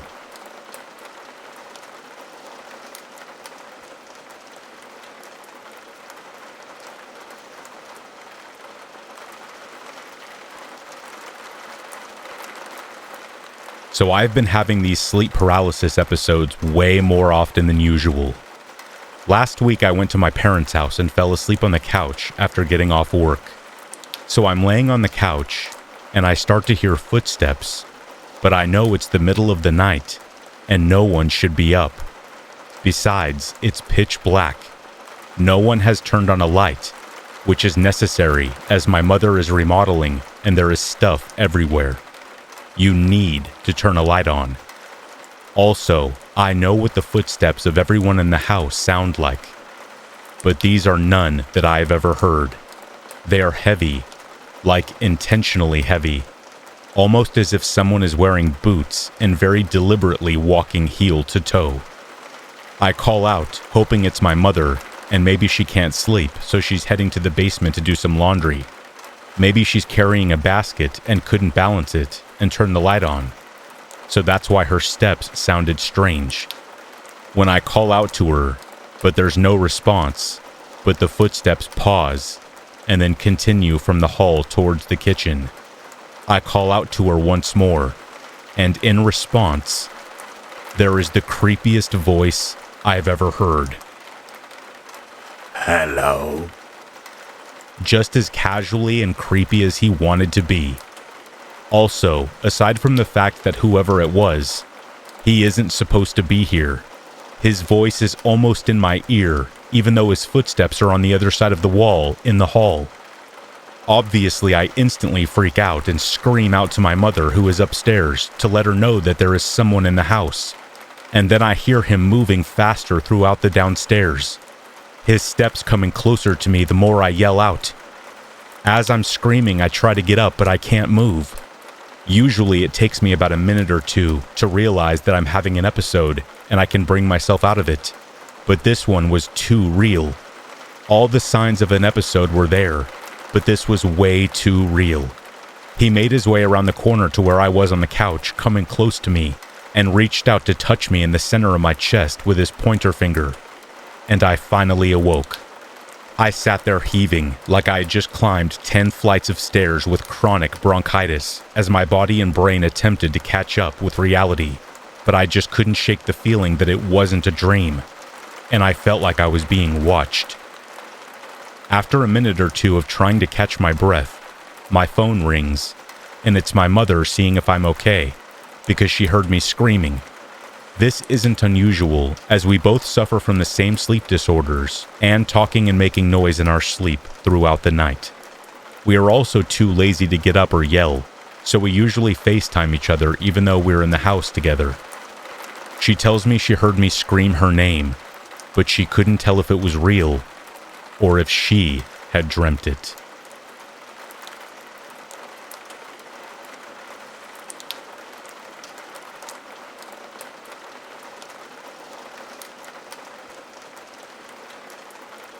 My name is Danny, and I live here in Liverpool, in the UK.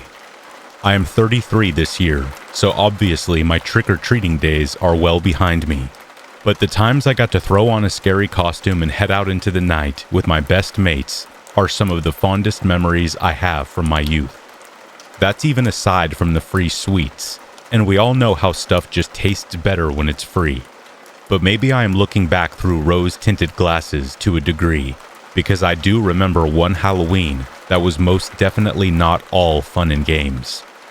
In fact, what happened that night was probably one of the most terrifying things that's ever happened to me, even if it did take me a little while to realize the significance of it. So me and my childhood friends are all either 15 or 16 during the Halloween of 2003, right on the verge of being too old to trick-or-treat anymore. Saying that, considering most of our voices had broken at the time, us turning up at people's houses was less cute kids begging for sweets and more like moody teenagers extorting people out of their Haribo minis under the threat of egging. People were generally pretty sound about it, and only once did we have to actually throw an egg in anger. But there were many, many occasions where a homeowner would take a peek through the living room curtains before just refusing to answer the door. And it's not like we could egg everyone. We only had a pack of 6 and had to use them sparingly. Fun fact, a lot of places around ours just refused to sell teenage boys eggs during the Halloween season. As one bloke said to me, "You don't look like the type to take these home to make a Spanish omelet, do you, lad?" Point being, there came a point during the evening when we were pretty dismayed at the pathetically low amount of chocolate we had managed to get our hands on, which is what directly led 2 of us to make a huge error in judgment. So later on in the evening, maybe about 9-ish, we were in this fancier neighborhood near the river, knocking on house after house and generally getting the knock back from the owners, until we come to this one house, where an older guy actually answers the door with a smile. We give it the old trick-or-treat greeting, to which he responds by laughing warmly and giving us a little clap, which was unusual, but not entirely unwelcome. He starts telling us how not a single set of trick-or-treaters has knocked at his house all evening, and since he finds Halloween a great deal of fun, it had left him pretty dismayed. We get into a casual conversation with him about our costumes, who we were supposed to be and all that, and although I don't think he managed to pick up on a single reference, he was very complimentary.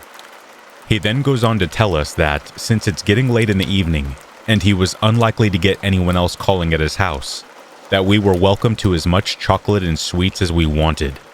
He told us that he had stocked up on like a shed load of stuff, thinking that he was going to get many more visitors than he ended up getting, and since he was off to bed soon, we could just help ourselves. Otherwise, all the chocolate would just end up sitting in his cupboards for a year, and he wasn't about to give kids year-old sweets come next Halloween. We had basically hit the jackpot, thinking that we could just rinse the old fella of his sweets and make up for the paltry amount that we had collected over what had been an unusually fruitless trick-or-treating session. Only, he said there was one small problem. Since he was getting on in his years and didn't get out much, his oldest grown-up son had come by to drop off all the sweets along with his usual weekly shopping. Then, without having thought it through, his son had put all the sweets in a top cupboard in his back pantry, one that was way too high up for him to reach without doing his back in.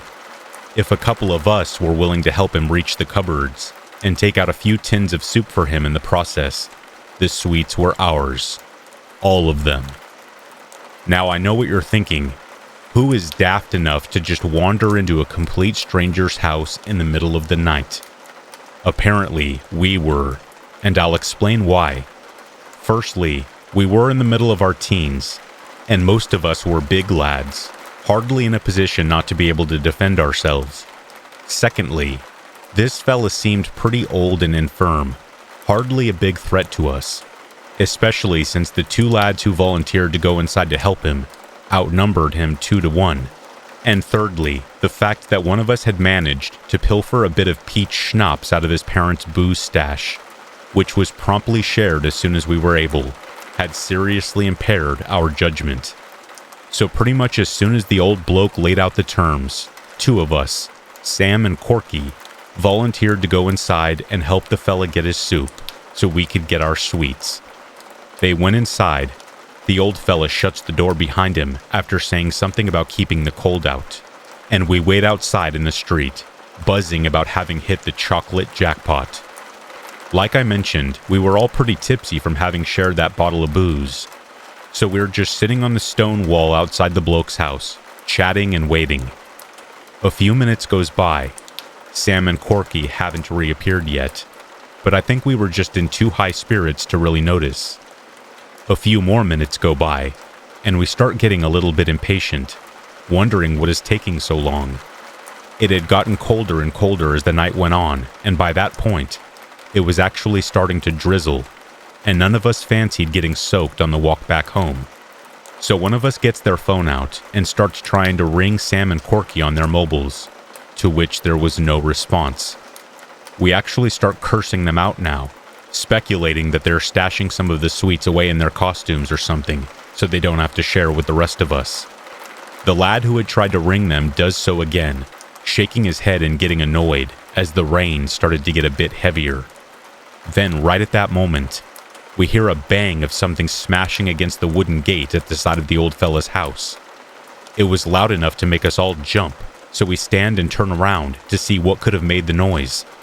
That's when I see Sam climbing over the wooden gate at the side of the house, like scrambling over it as fast as he could, like he had seen a ghost or something. We're all like, "What is going on, mate?" Watching him clambering over the wooden fence near the back gate, before basically throwing himself over the other side and hitting the concrete driveway with a thud. The pure fear in his eyes when he started running down the driveway at us, shouting for us to run. We all started backing off like getting ready to leg it, when Sam stops, turning back towards the house and saying something like, "Oh, Corky's still in there. Crap, he's still in there." Everyone starts asking him what just went on for him to come running out like that, but he doesn't respond. He just looks up towards the second floor of the house with a gasp. I turn to try to see what he's looking at, and watch as one of the top windows of the house opens up. It was one of those kinds that opens up by the rotating from the bottom, like it doesn't open like a door, but like a hatch, if that makes any sense. We can't really see what's behind it thanks to the darkness inside the room, but out of nowhere, we just see Corky emerging from the window, climbing out backwards while gripping onto the ledge. He's trying to edge out, Tomb Raider style, so we can drop feet first into a section of flower beds that were very fortunately placed underneath the window. I say very fortunately, because I am not messing around. It must have been a 15-foot drop at least from the second floor window. At least 15 feet. Then as we're watching him do this, there's like a flash of movement in the room above Corky, who then screams this proper horrible blood-curdling scream before crashing into the flower beds beneath him. He fell so awkwardly too, like my first thought was that he had to have broken something having fallen that distance in such a way. So I start rushing towards him to help him up and get him moving, but to my surprise, he just bounces back up out of the flower bed and starts legging it down the driveway towards us. That same horrible look of fear on his face that Sam had. Then that was that. We just bailed, sprinting as fast as we could down this long, dark road that led towards the river, not stopping until we reached the promenade, which was lit up in this ominous, pumpkin orange streetlight glow. Pretty apt for Halloween, right? Not that it occurred to me until months afterward. Only when we were certain we were a safe distance from the bloke's house did we stop to catch our breath. But it didn't take long for those of us that had waited outside to demand to know what had happened. Only then did we see the blood pouring out of Corky's hand from a cut so deep we could actually see this pale bit of tissue in the orange light, which turned out to be one of his actual bones. The old fella had stabbed his hand as he had been hanging from the window frame, and that's what caused him to scream and drop. I remember Sam just sitting down on the concrete near the railings, just with his head in his hands. Maybe he was trying to fight back tears. I couldn't quite tell, but it was Corky that spoke up first. "He pulled a knife on us, got us into the back pantry thing, and pulled a knife on us," he said, hands in his knees, still panting. "He had something else, too, like his phone or..." "It was a taser, lad. He had a taser. My auntie had one that looked exactly like it. I'd know it anywhere," Sam interrupted. We were all just in shock and listened as they went on to describe how the nice old fellow we thought we were dealing with turned out not to be so nice, or so old, at all. Corky told us as soon as he had gotten them into the back pantry, he had risen up from being all hunched over and started to move a bit more limberly, which is right when Corky said he started to get the creeps, realizing that something wasn't right about the guy. The old bloke pointed at the cupboard where the sweets were, told Sam and Corky to help themselves, then just sort of disappeared after telling them he'd be back in a minute. The cupboard was apparently so high up that Sam had to give Corky a boost up to actually open it, and when they did actually open it, there was nothing inside at all.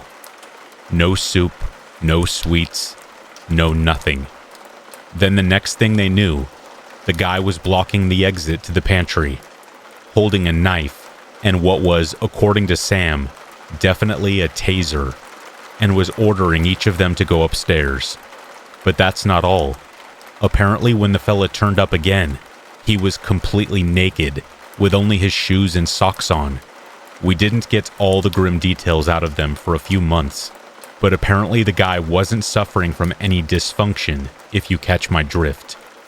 They said they had listened to him at first, heading towards the staircase, before they attempted to escape, with Sam heading out the back doors into the yard and over the fence. But Corky was sort of trapped on the stairs with the guy blocking his escape, so as I mentioned, he had to run upstairs, find a front-facing window, and just climb out of it. We considered calling the police right then and there. I mean, he had obviously just stabbed one of my friends in the hand, but Corky had other ideas. Even with his adrenaline pumping, he explained pretty coherently that there was no way he could complain to the police, that he could see the older fella putting on that innocent old man act again, and just telling the police that we had forced our way inside and tried to rob him. Then he'd defend himself, and that's how Corky ended up with a wound on his hand. I remember the lad who was about to phone the police just stopping dead, thinking about it for a second, then putting his phone away. 5 lads way too old to be trick-or-treating, stinking of booze, versus the word of one sweet old man, who was apparently no threat to anyone at all. It'd be an open and shut case for the police, or at least that's what he got into our heads. I'm sure there's people who might hear this and disagree, knowing there was some way of us having evidence in our favor, or, I don't know, something to prove that we weren't lying. But I suppose we'll never really know, since we didn't act on it to find out. We stayed away from that neighborhood for years. We eventually managed to get it together to enact some kind of revenge, but when we went back to the place, we found it was some young couple living there, the older fella apparently being long gone. We didn't get any closure at all, but closure is overrated. There's a lot to be said for the power of just forgetting, you know? But yeah, anyway, this has gone on long enough, I reckon, so I'll wrap it up. The story of the scariest thing to ever happen to me, or anyone I know during Halloween. And honestly, it's probably the most disturbing thing to happen to me in my entire life.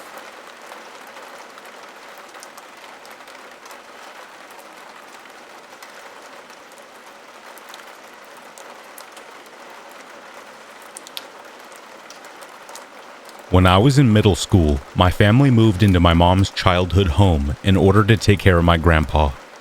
This property is located in the woods near Lake Michigan, and everyone refers to it as the Valley.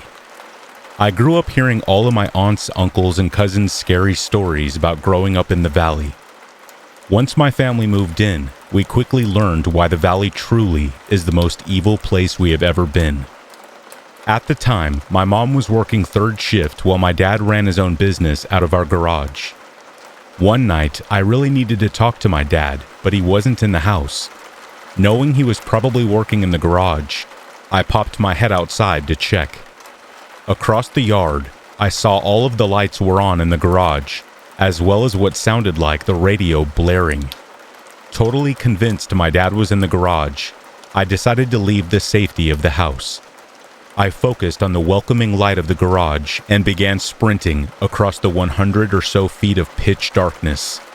As I entered the light of the garage, a sense of relief washed over me as I called out to my dad. This relief proved to be short-lived, as I instantly realized something was very wrong.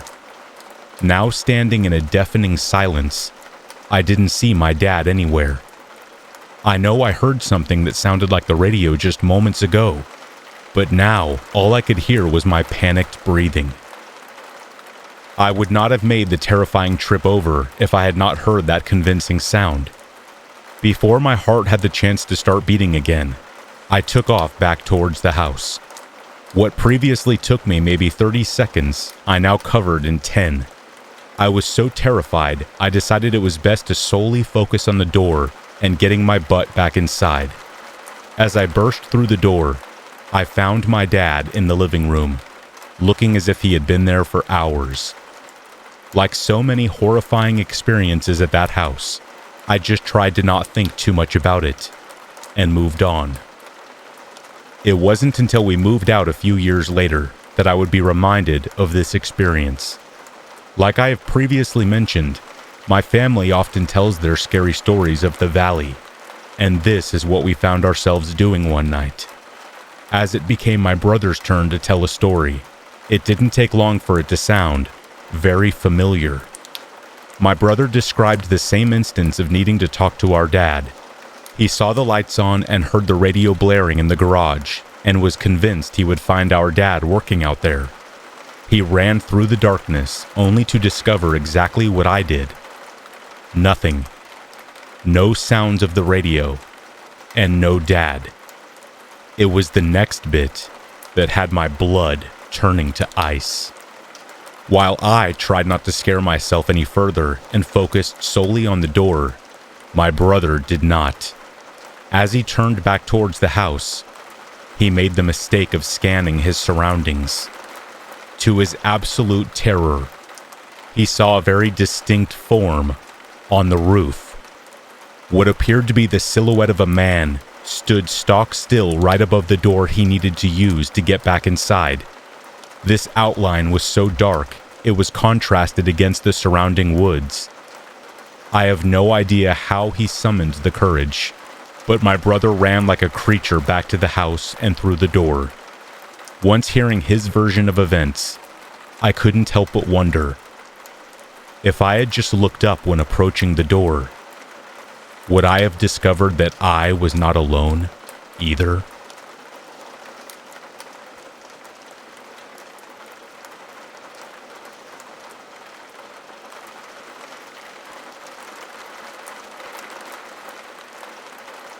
Okay, so here in the UK, we don't really have elementary schools, but the equivalents are called junior or primary schools. We go here from about 4 to 11 years old, so while I suppose they're not strictly American elementary schools, I suppose this story fits into the age bracket. Anyway, this is the scariest thing that happened to me while I was at junior school. The school I went to had a tiny playground.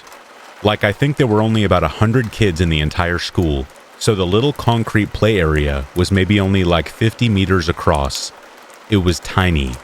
So if something happened on the playground, every kid and supervising teacher could see it, which I suppose suited them down to the ground.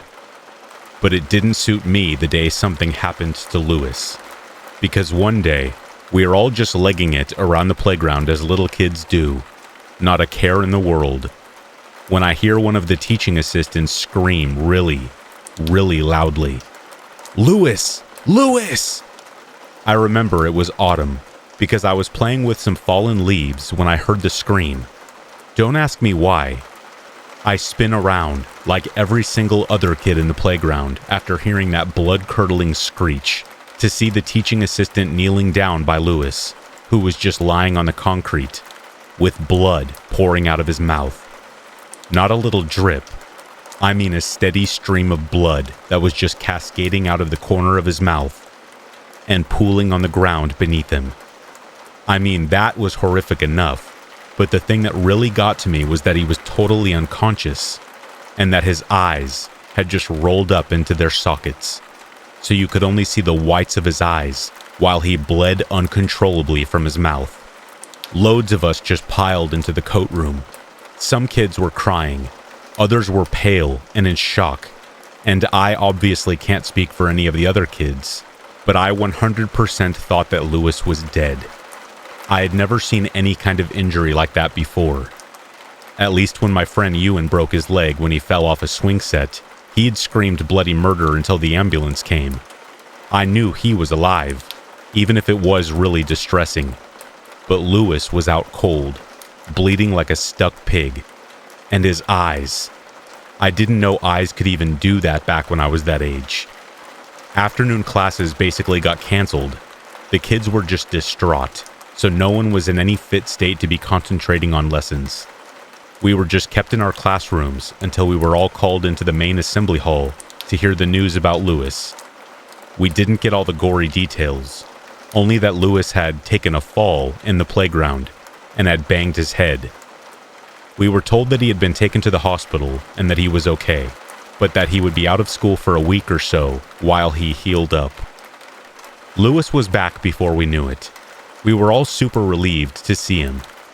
I remember the first day he was back, we all gathered around him as he showed off the big scar inside his lip, where he had fallen on his face. He had also lost a few baby teeth, which I guess was lucky, as he was about to lose them anyway, I suppose. That was definitely the most terrifying thing I ever saw during my childhood. I mean, I'm 32 now. It's been like 25 years or so since it happened. But I remember the whole thing as clear as day. It's just burned into my memory. Those eyes. The whites of his eyes.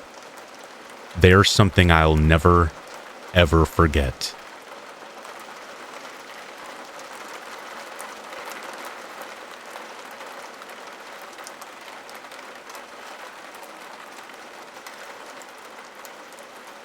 I have an aunt that lives in a haunted house. The house was built in the late 1800s. The house has a weird setup. It is technically two separate identical houses conjoined as one big house. According to my mom, the house was owned by two women that were twins, with each twin living on their own side, and each side connecting through a staircase in the attic. Legend has it, the twins had an uncle that did bad things to them, that ended in one of the twins getting pregnant and having a baby. The other twin smothered the baby, ending in both of the twins taking their lives. Weirdly, almost every family member that has had the misfortune of sleeping over at that house has left with a story to tell. To my dismay, I have on two different occasions. The summer after I graduated 8th grade, my older cousin was getting married out of state. Not all the family from our state could go, so just me and my aunt went. We had a very early flight to catch, so she figured it would be better if I spent the night at her house. I asked if I could sleep in her room. When she asked why, I was direct and told her because the house was haunted. As usual, she shrugged it off and angrily disputed that there were no ghosts. She said, "If it'll make you feel better, you can stay in my room." As night drew near, I went to the bathroom to the medicine cabinet and took sleep medicine in hopes that it would make me fall asleep before my aunt. Sure enough, it didn't. My aunt dozed off, and I lay wide awake and scared. occasionally switching my eyes from looking at the TV to glance at the hallway through the open door. A couple of hours passed, and nothing happened. I started to let my guard down and relax a little. I got a little more comfortable in the bed, and out of nowhere, the closet doorknob started frantically rotating, as if someone was trying to get out. I immediately sat up, wide awake and in panic mode. The remaining hours of the night I stayed awake, in fear, watching the closet door, not sure who or what was trying to open the closet. But to this day, I am happy nothing ever did. Years later, the summer after I graduated college, I spent the night over at her house again. Like the previous time, we were traveling out of town the next day, and my aunt figured it would be better if I spent the night at her house so we could catch our early flight the next morning. I unhappily obliged. As we retired for the night, I headed to the room where I would be sleeping, quote unquote. It was the room down the hall from my aunt's. I closed the door, put on my pajamas, and sat down on the recliner in front of the TV. I had already mentally prepared myself and had expected to stay awake the entire night. The beginning of the night, I browsed the web on my phone to pass time. A couple of hours passed, and nothing happened. As soon as the clock approached 3 a.m., I began to hear what sounded like heeled shoes walking. Whatever it was, walked up the stairs, down the hall, and stopped right outside the room I was in. I immediately jumped up, went to the heavy daybed in the room, and pushed it in front of the door to prevent whatever it was from opening the door. The walking continued, again and again. It would start from the base of the stairs, go up the stairs and down the hall, each time stopping right outside the door of the room I was in. Despite barricading the door closed, I was still scared. To lighten up the tense atmosphere, I turned on a channel that had stand-up comedy and tried to watch that. But I was still scared. The walking persisted for the entire hour. Eventually it stopped, but I kept the door barricaded, remained awake, and waited until morning to open the door. Needless to say, I have not been back to sleep over at my aunt's house, and never will again.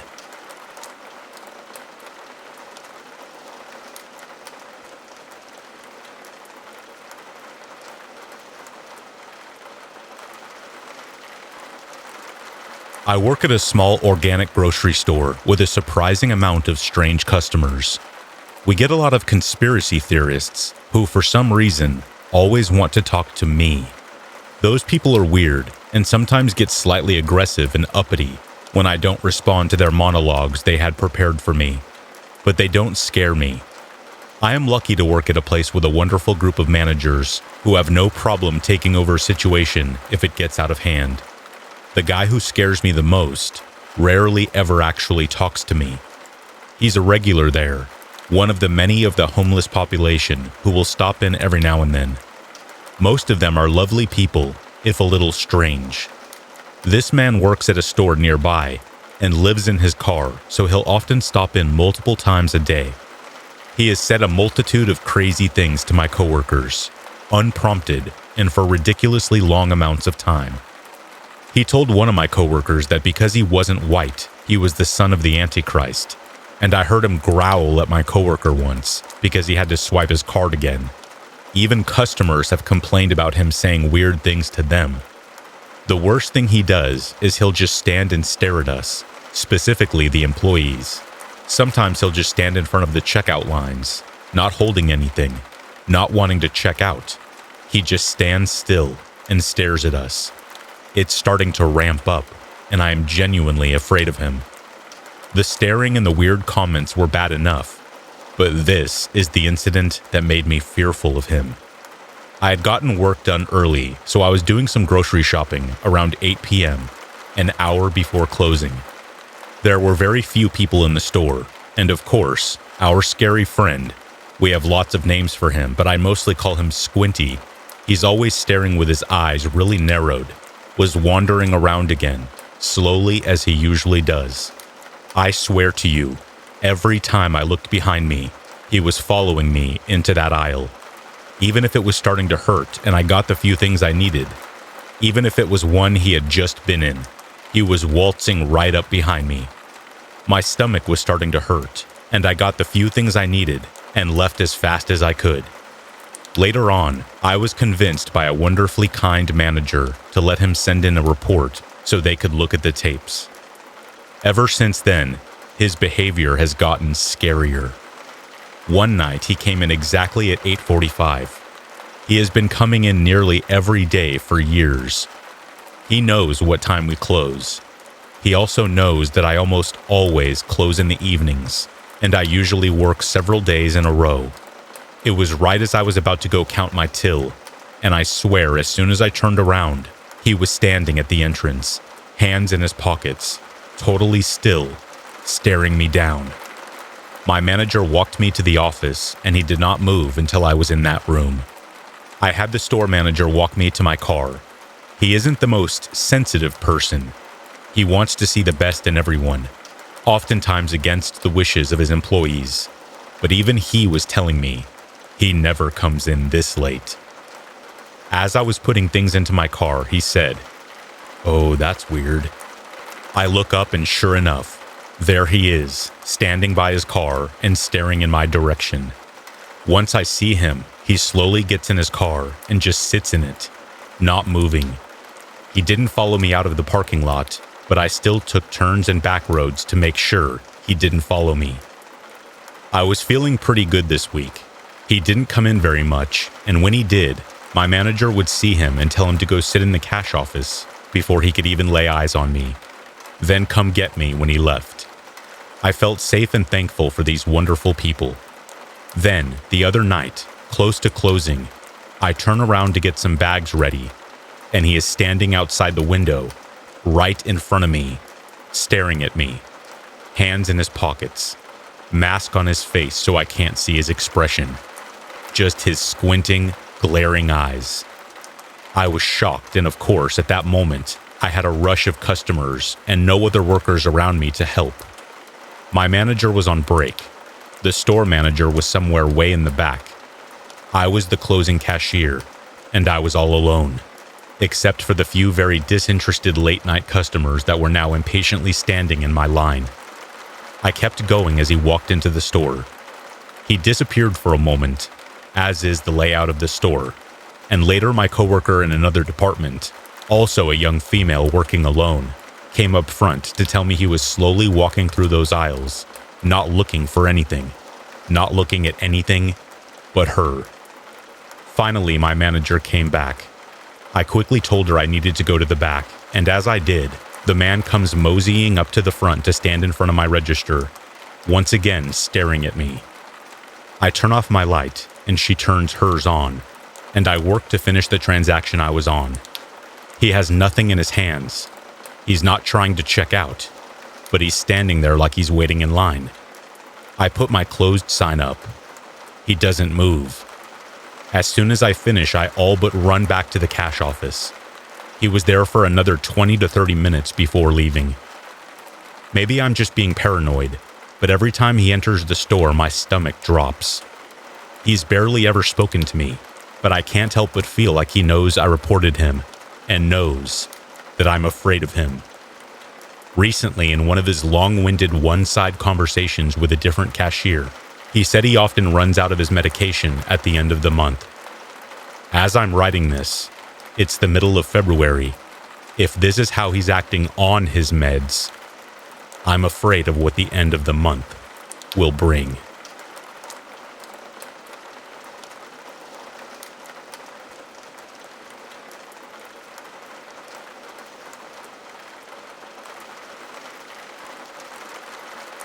The events of this story took place around the autumn months of 2014. I am not sure what would have happened if my mom hadn't heard this person, but either way, I am grateful she did. To help paint a better picture of the events I'm about to describe to you, I must briefly explain the basic layout of my home. There are 3 entrances to my home: the front, side, and the back door, which was located in what was my bedroom at the time. The back door has a glass window that allows the perfect view of our quarter-acre backyard from my room. This might not seem like much, but living in Salem, Oregon, that's as good as you're gonna get. To access the backyard, you must first walk down the driveway on the left side of the house, leaving you visible to our next-door neighbors. This is also where our brittle side door from the 1940s lies. At the end of the driveway is our garage, and to the right of that, our backyard, as unfortunately there was no gate at the time. But this incident and several others like it led to us putting up a roughly 7-foot fence. So now that you know the basic layout of my home, you're probably noticing the potential for something sinister to happen. And happen it did, my friends. But one thing is for certain, it could have gone a lot worse. This particular incident took place in the early morning hours of 2 and 3 a.m., as I've always been a hardcore insomniac. I was watching YouTube on my tablet, as most 13-year-olds do, when I'm startled by a beam of light illuminating the garage doors in my periphery. Before I even turned my head to look, I had already come to the following conclusions. 1. The familiar circular beam of light was that of a flashlight. And 2. I had a weapon under my bed that I use for target practice just in case. I decided to wait and see who this light was illuminating from, as it wasn't uncommon for our neighbor to come into our yard looking for his cat. It's a good thing I did, too, because the flashlight was attached to the end of a weapon, held by a uniformed police officer, complete with a ballistic vest, taser, baton, and radio.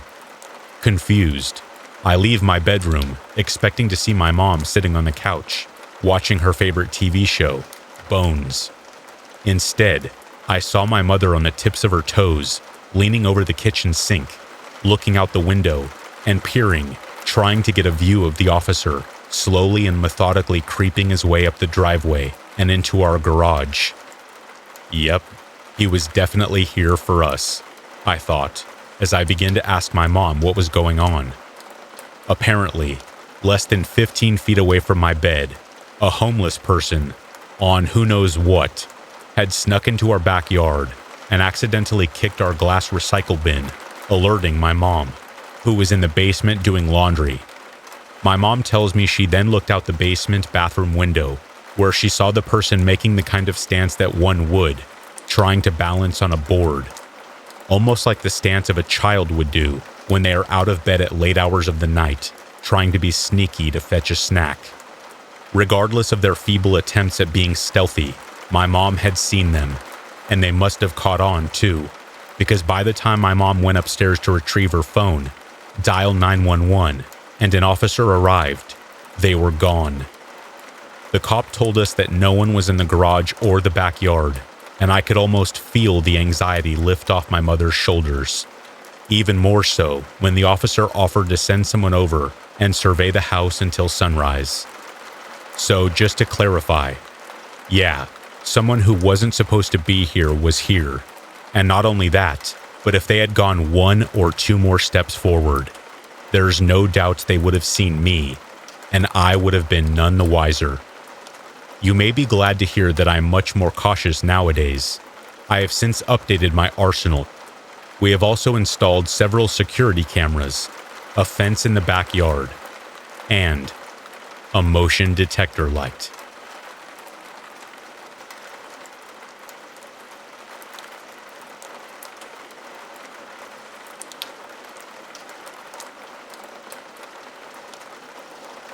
This was over a year or 2 ago. I'm young, living in Southern California, in the San Diego area, and live with my family, including my older sister. We'll call her Eliza. We had a cousin, who we'll call Jerry, visiting us from out of country. And as he and my sister are particularly close due to them being closer in age, she took it upon herself to be his tour guide, since he hadn't been to California since he was a small child. Eliza and Jerry are big fans of pop culture, particularly pop music. There was a fairly famous pop singer performing in Los Angeles, which is a bit of a ways away from where we live. Eliza was a particularly big fan, and she actually bought tickets specifically for Jerry and her so they could go during the visit. At first, I was a bit salty that I wasn't included in the invite, since I am somewhat of a fan too. But whatever. Not wanting to miss out on a fun day trip, I decided to invite two of my close friends, who we'll call Savannah and Eric, who were something of a couple at the time. I don't have my license, but both of them do, so that way once Jerry and Eliza go to the show, we could still drive around and do whatever. My sister drove the five of us to Los Angeles. She and Jerry in the front, with Savannah, Eric and me in the back. Despite being a casual fan of the artist they were going to see, Eliza and Jerry played the artist on repeat the entire time we drove. With traffic, it easily was a 3-hour trip. Mind you, the artist only had like 3 albums out at the time, and one of them was very loud and a bit depressing. My friends and I tend to like softer, more rock-type music, so you can assume we got tired of this pretty quickly. Not only that, but both Eliza and Jerry felt the need to screech the lyrics out the whole time, and unfortunately, neither of them had the most pleasant voice. Once we got in Los Angeles, around noon, we were all hungry and in need of a restroom. Being in Los Angeles, it's hard to find available, clean restrooms to use whenever.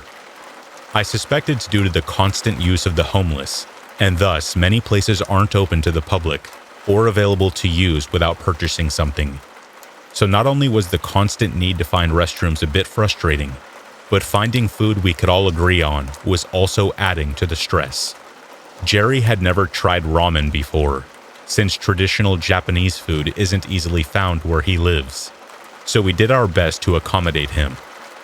However, Eliza is staunchly gluten-free due to health problems, and Savannah has a severe peanut allergy, which caused us to have a little trouble finding somewhere we could all eat. These aspects aren't necessarily key to this story, but I want to build up the chain of events that led to my mood and later actions. Jerry and Eliza were totally in their own world, likely getting pumped for the show later that night. Eliza would ignore whatever my friends and I requested we do during our time there, and definitely played up the "I'm older than you and therefore what I say goes" card with me. So at this point, I was already getting pretty sick of being around her and Jerry, and couldn't wait to drop them off at the show to be rid of them for a while, so just my friends and I could hang out. Once we dropped the two of them off, the rest of the night was fun, just as it always is when the three of us hang out. We went to Santa Monica and watched the sunset, walked around a bit, and by the time we started getting hungry, we checked out Yelp and found a burger place that looked amazing and was well suited for our tight budget. I don't go to LA often, so when we pulled up the directions and got there, I wasn't aware of which part we exactly were in. We were looking to park, but a group of what seemed to be gang members stood in front of the spot we were going to park and started approaching the car and putting their hands on the exterior while looking into the window. Eric was driving and said something to the effect of, "You guys fine with parking here?" Not fine with parking there. Both Eliza and I told him we needed to pack it up and find somewhere else. I have always been extra cautious, especially in LA, since I've had a few other unsavory experiences, including the time a man followed me and my friend into our car, and we had to shove him out. So there was no way I felt good about parking there. So we drove a few blocks, starving and ready to just forget it, until we found a clear spot in a well-populated area. The food was great, and all was well, aside from the bunches of homeless people I saw around me. Pretty common in any part of LA you find yourself in. I didn't even realize that we had been in the heart of Skid Row. Once we made our way over, though, we discovered that the place we wanted to eat was in the midst of Skid Row. For those who don't know, Skid Row is a neighborhood in downtown Los Angeles that extends about 50 city blocks and is mostly home to the homeless. There are also a lot of dealers and ladies of the night that hang around there too. We were walking back to our car, and I looked up to one of the taller buildings along the block, and the sign at the side of the top of the building read, "Hotel Cecil, low weekly rates, 700 rooms." The Cecil Hotel could be a post in and of itself, but in short, it's an old hotel that briefly was in its prime back in the 20s and 30s. But as the Depression struck, the hotel and its ambiance went down with it. It had been known for housing some of society's unsavory, such as the homeless and those in the drug and sex industry, along with a few infamous guests, such as the Night Stalker, Richard Ramirez. It's supposed to be vacant as of now, but as far as I could see, I'm pretty sure there was ongoing activity within the building and around it. Squatters, I'm assuming. I don't believe in the paranormal or anything like that, but I can definitely confirm the unanimous thought that the place gives off really sketchy, creepy vibes. Once I realized that's where we were, my friends and I booked it to the car. On the other side of the street, we saw people looking into another parked car, and they looked our way once we approached the area. But thankfully, we took off in time. Thankfully, nothing happened to us there, but naturally, I was on edge a bit after that. We stopped to pick up some pie from a pie shop Eric was obsessed with, since it was on our way to the venue Eliza and Jerry were at. We thought we had plenty of time, but by the time we got to eating, Eliza called me and demanded we come over immediately. I knew nothing was wrong, so I did hurry a bit, but we decided to finish our pies before heading off. Eliza kept texting me with impatience, saying things like, "Waiting here is boring," and "Where are you? We're tired. We want to go now." Typical bossy older sister things. She was kind of a jerk to me the entire day, so I guess I used that to justify my jerkiness back. But then we had another bump in the road. The pie Savannah tried had peanuts cooked into the crust, and she got so sick. We rushed out of there and tried to stop somewhere for water and an antihistamine since she didn't have her EpiPen. She started feeling a bit better, but she was still really sick, and I was really stressed and worried. Once we got to the venue, Eliza and Jerry took forever to come out. I guess they started waiting to see if they could meet the artist as she came out.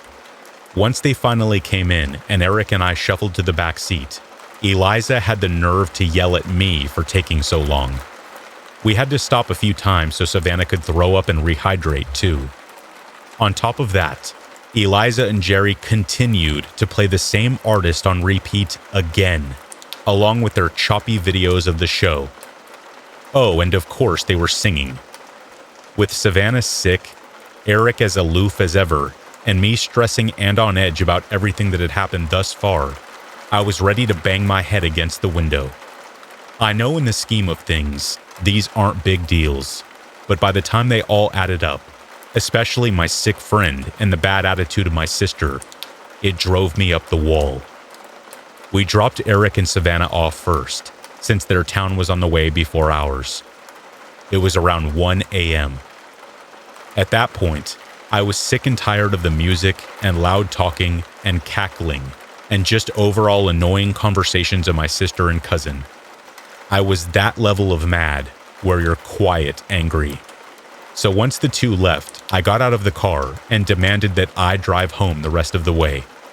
Mostly so I could DJ, but also so I wouldn't have to hear them be jerks to me and talk so loudly. Eliza made a fuss about it, but ultimately, due to Jerry's cooperation, went to the back seat. Once again, I am up the wall, very on edge from this. I play my music as I drive us home, and everything seems fine. It's when I'm almost home that something happens. Our house is off the major freeway in town, though it's a bit of a lonely, desolate area. To get to our place, you have to pass a hilltop with other houses on it and make a turn around it to get to our neighborhood. There's a cemented patch of grass between a stretch of concrete between the hill and the turn that's used as a divider between oncoming and ongoing traffic. As I'm approaching, coming up to make the turn around the hill, on my left I see something that's creeped me out and been on my mind ever since. At this point, it's like 1:45 or 2 o'clock a.m. This area isn't too busy this late at night, or this early in the morning, I guess you could say. On the grass divider and along the cement, there are people lined along the thinner cement part of the divider, and on the grass patch, a small crowd of people.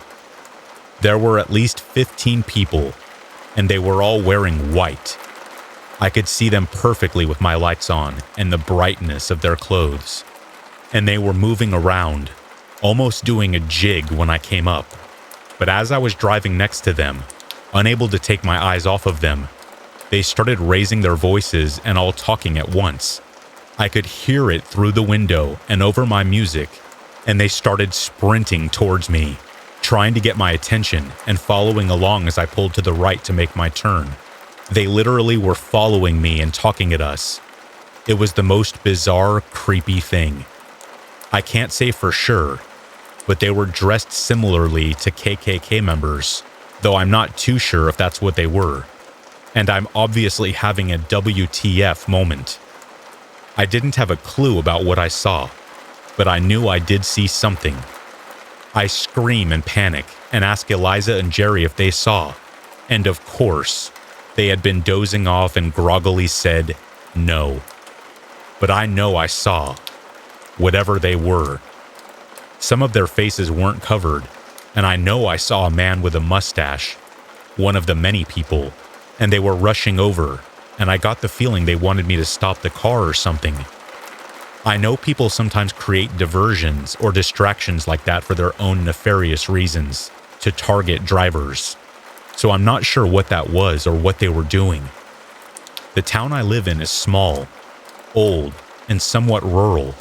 We are known as one of the most conservative towns in the USA, so I guess it could have been something like the KKK, due to the way they were dressed. There are also some known observers of the occult in the area too, though not so common these days. Eliza and Jerry got irritated with me because I drove around the block past our own a few times, rather than immediately pulling into our street. I was pretty sure they weren't following anymore, but I just was so creeped out, I felt like I had to do something, just to be safe. I told our mother about this. She believed me, I think, to an extent, but I mean, it does sound really absurd, and my sister to this day claims that it never happened. She even refuses to believe or acknowledge that I was the one driving. Sometimes it makes me feel crazy, but I know at the very least, I was the one driving. She says she was, but I 100% know it was me. I am 100% positive I did see something. Some mysterious group doing who knows what. Be careful, guys. When you go out of town, especially to a place like Los Angeles, you can expect some weird encounters. But the strangest, and possibly the most dangerous one, was just a little over a block away from my house, just lurking in the dark, waiting for some passing motorist to stop and talk to them. Or maybe something far more sinister than just talking.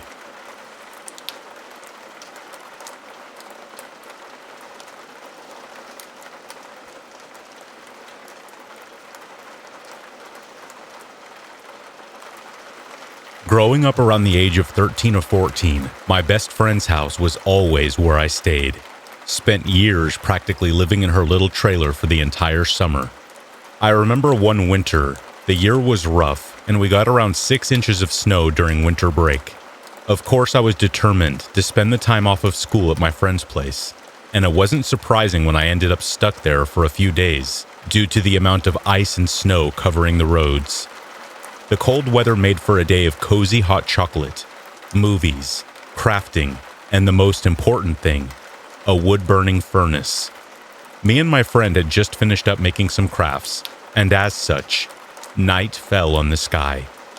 So to set this story up, the trailer had around 7 rooms, a bathroom, 4 bedrooms, a kitchen, and an extension they built into the back that served as the living room. The room faced the woods that stretched for miles, which I knew because we frequently found ourselves exploring it. The extension held a couch, the furnace, a TV and a stand, a chair, and 2 glass sliding doors that pulled out onto a small deck where her dad kept the logs, and her cats sat delicately as they ate. Past the porch and out of view of the glass doors, by just a little bit, was her father's workshop, where he often spent his days and nights, only coming inside to add another log to the flame. Me and my friend spent a lot of time in the room because her bedroom was small and the couch in the extension could fold into a full-sized bed. We kept blankets inside the couch, so when it rolled out, we could instantly get in bed and go to sleep. That freezing winter night, we passed out under many covers across from the burning wood stove. I found myself hazily awakened by the cold of the door opening as her father walked into the room, illuminated by the light of the television, which my friend finds necessary to keep on to fall asleep. Not until he began walking across the floor did I realize that I was beginning to float. I could see my body laying on my side below me next to my friend. I knew that it was impossible to be awake because I could see myself asleep as I stopped at the ceiling above the television. I could smell the wood-burning smell and see the sparks as her dad lay a few logs on the fire. The small bits of snow boot prints melted on the carpet before he stopped to say goodnight to our sleeping figures, before sliding the door over to go back out into the shed for a night of work. I watched our still bodies lay and the fire crackle for what felt like an hour or so before my eyes shifted to movement. The sight of something slide into view of the glass doors from the side of the bed caught my gaze. The object could only be made out as a black mass, like a shadow. Despite the vivid colors of television light that danced across the glass, reflecting back, the figure was void of light. Somehow it looked like the spot sucked all the rays into the total darkness of a black hole that was only there in one spot and one shape. It was a few minutes of complete silence and dead staring at this mass before a shape began to appear. A hand, sliding into my line of sight and moving the handle to the sliding door. A slow, jerky movement turned the handle, and a creak sounded across the walls as the door slid along the frame and cracked far enough open for the darkness to slide through.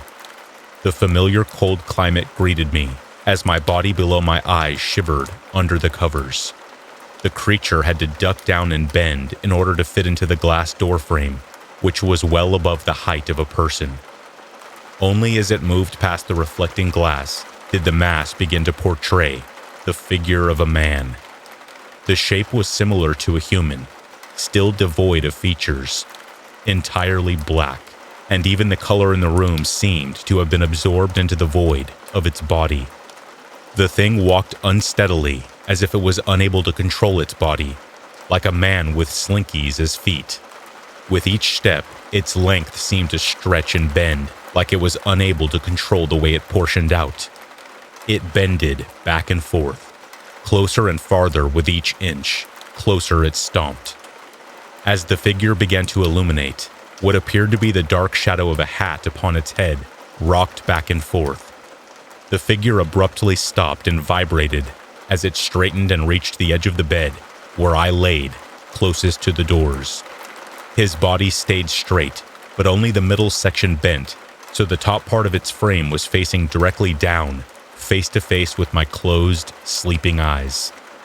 The dark hand jerkily pulled up and made a formed line above where the eyebrows would be, if the face of the creature wasn't a black hole, as if it was helping shield the TV light to look at my features better.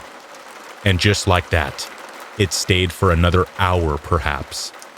I could see myself shaking below, and sweat reflected pools of light towards me.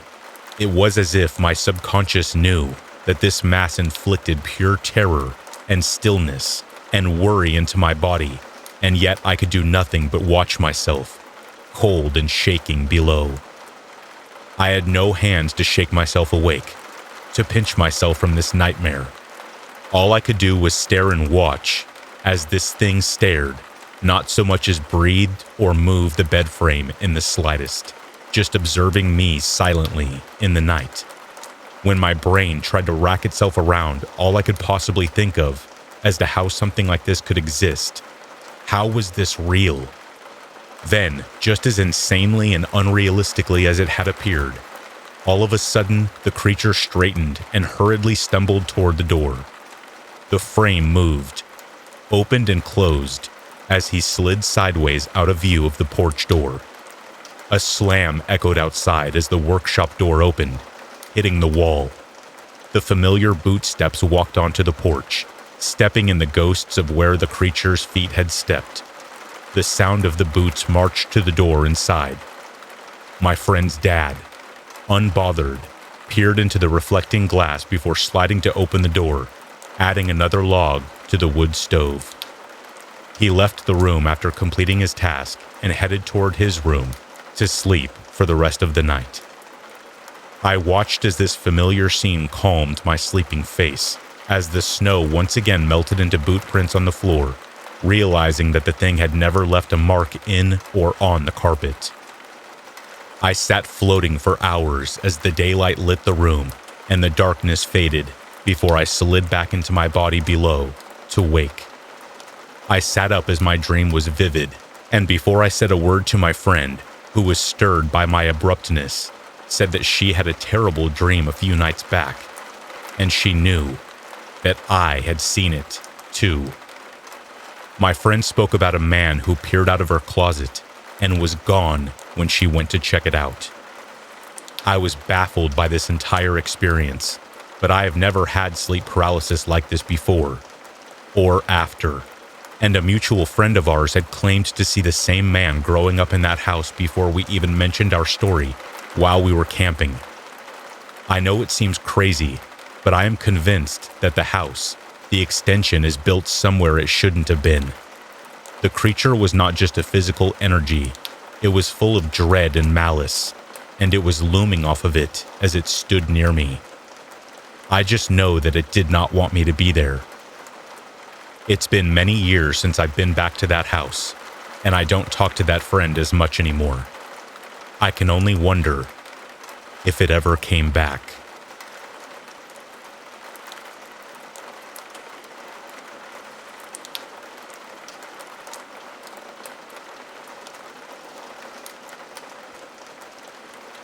I made a best friend in high school named Ayla. Ayla and I were super close, and we are still friends today. I just wanted to introduce her, as she is an essential character in this story. She was 1 year behind me in high school, and when I graduated, I decided to take a gap year before I went to college so that I could help her finish out and be there for her. Her mother regularly left her all by herself in a big empty house, so I invited her to spend the night at my house almost every other weekend. This story is one of those times. It was a Friday night, and Ayla and I had made our usual plans that weekend for after she was finished with marching band that evening, around 9 p.m. She texted me to come to the school to pick her up, and when I arrived, she got in the car.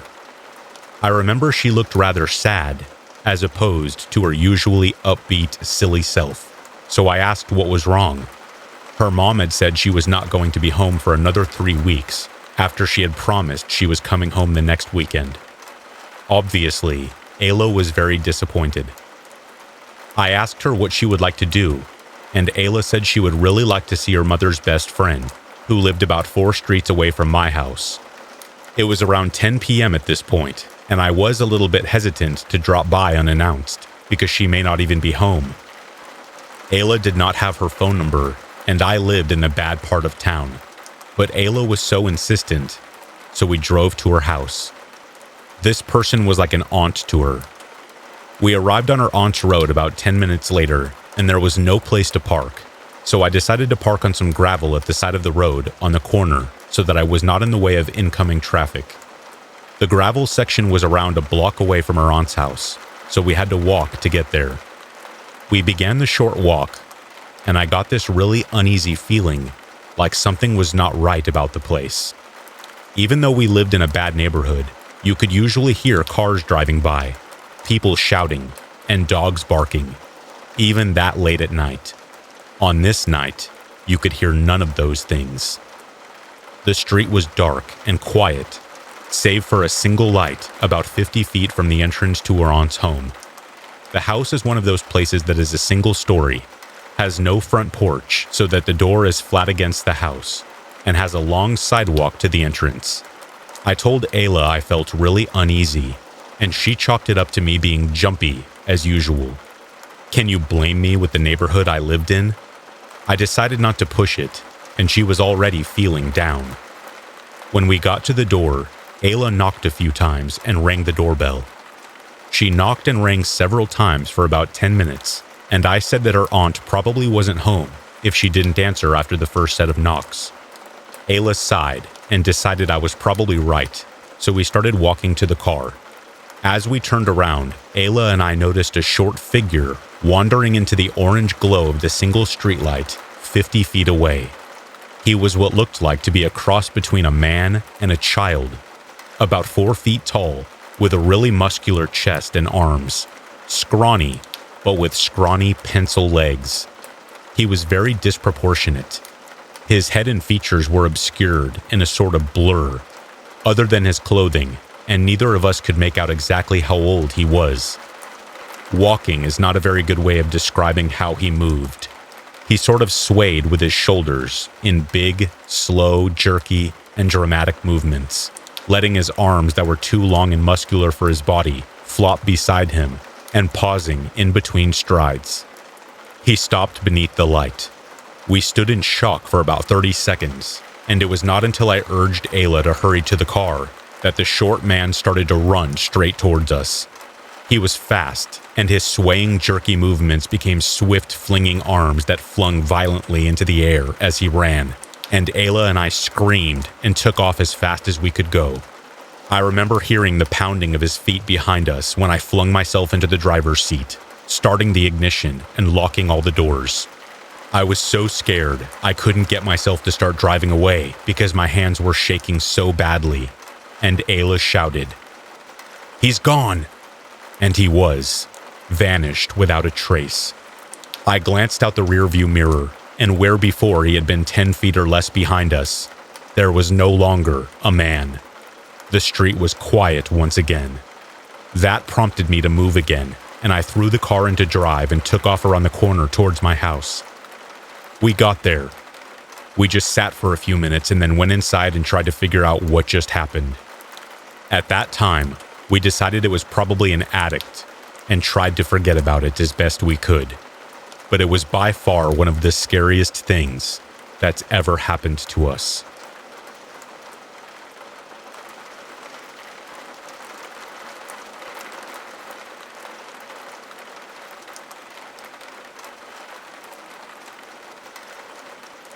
To start this story, I should mention my occupation. I am in my 30s now, and I am a journeyman electrician. I often work alone and in people's homes, so needless to say, I often find myself in rather interesting situations. I am a rather small woman, as I am only 5'2" and maybe 125 pounds. I am very aware of my limitations when it comes to physically dangerous situations, especially when it would apply as a target of just about any male.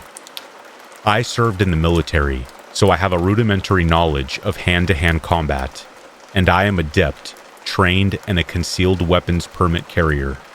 I also had experience as a paramedic in a major city. Needless to say, I feel as prepared as someone my size and gender could possibly be for most situations. However, this situation triggered a visceral response, so I thought I would share my experience with who I refer to as the man with the mannequin legs. In the interest of privacy and simplicity, I will refer to him simply as John Doe. It starts on a Friday, almost 2 years ago. The time was 7:30 p.m. I had already worked an extremely long day and was just ready to get home. I received an emergency dispatch to an apartment complex several towns over. I grumbled as it was a Friday night. I just wanted to go home and shower. The dispatch was for a loss of power to a condo unit in one of the older lower-income buildings. There are certain home and buildings I go into which automatically trigger a certain amount of caution. Upon seeing the building, I had a gut feeling already that I would proceed with an air of caution. I don't know what it was, but for the first time in 7 years of doing this job, I had an extreme sense of anxiety and trepidation about walking into the property, thinking that I was over-exaggerating, but wanted to trust my gut feeling and be safe. I immediately texted both my office manager, my boyfriend, and my mother my GPS location with a message saying, "This is where I am. His name is John Doe. This is his address and unit number. If you don't hear from me every 20 minutes until I tell you I have left, please call me first. If I don't answer, please call the police." My company uses a dispatch software that tells them my location for every appointment. But my gut told me that I needed to make sure they knew where I was, that they needed to hear my gut feelings screaming as loudly as I could. When I rang the bell, a gruff voice of a man who smokes far too many cigarettes forcefully inquires as to who is there. I answer, stating that I'm the electrician who was dispatched. He hits the buzzer and lets me in. I walk up the stairs, and the first thing to hit me is the smell of the building. A building full of unwashed bodies, unemptied wet ashtrays, and stale alcohol. He opened his door and the smell intensified. He wore grubby, unkempt, ill-fitting clothing, stained with fluids, bodily or food in origin. His face, thin and gaunt, unshaven with dark, heavy bags under his eyes. Entering the door, I noticed a small table that was stacked with empty beer cans toting the champagne of beers. A plastic whiskey bottle went thunk off the toe of my steel-toe boots and skidded across the floor. I look up at him. Though on the skinny side, he was tall. I ask him for details regarding the loss of power, and he explains that some things work, while others don't. I won't bore you with the details, but in the end, I had to see the panel. I told him I had to go run out to my truck to grab a different screwdriver, and I went back out and got my concealed weapon, shoving it in my pants. I went back into the home with a deep breath to settle my nerves. He leads me to his bedroom as I pick my way across a sea of discarded items. We pass the kitchen, the sink stacked high with plates, unwashed with rotting food precariously balanced atop one enough, like a perverse game of Jenga. Stepping over clothing, garbage, and discarded alcohol containers. Burn marks in the carpet from someone nodding out and dropping a lit cigarette. I enter his bedroom. A mattress with a tattered blanket and no sheets or pillows sits in the center. If you ask any person who regularly goes into the home of others, one of the signs that something is off with the resident is a bare mattress. I'll be honest with you, no person in their right mind sleeps without at least a fitted sheet on their bed. The furniture is all second-hand and distressed, broken in places, water-stained as if it were saved from some unknown curb, which was not sold during the estate sale. The top half of a naked, dirty mannequin, appearing as if it were stolen from an abandoned storefront of a long-dead store, lays in the bed. I trip over something as I'm making my way around the bed. Looking down, I see two things that make me take pause. The more alarming of the two happen to be a set of legs from a mannequin, carelessly hacked from the top half with what looks like to be a very dull hacksaw. A hole crudely drilled between the legs, lines drawn at the natural human joints, like a surgeon marking amputation lines on body. Its hard-molded plastic, white in color, posed on the floor like it was modeling the latest fashionable footwear. While trying not to trip, I see a dimly flashing red light coming from the ankle of my creepy host. It's a Department of Corrections GPS ankle monitor. My breath catches in my chest as my anxiety increases. He leads me to the panel, which of course had to be located in the bedroom closet. I think to myself, of course, why wouldn't it be in the bedroom closet? I have to turn my back on him to make the repairs, which makes my hair stand on end.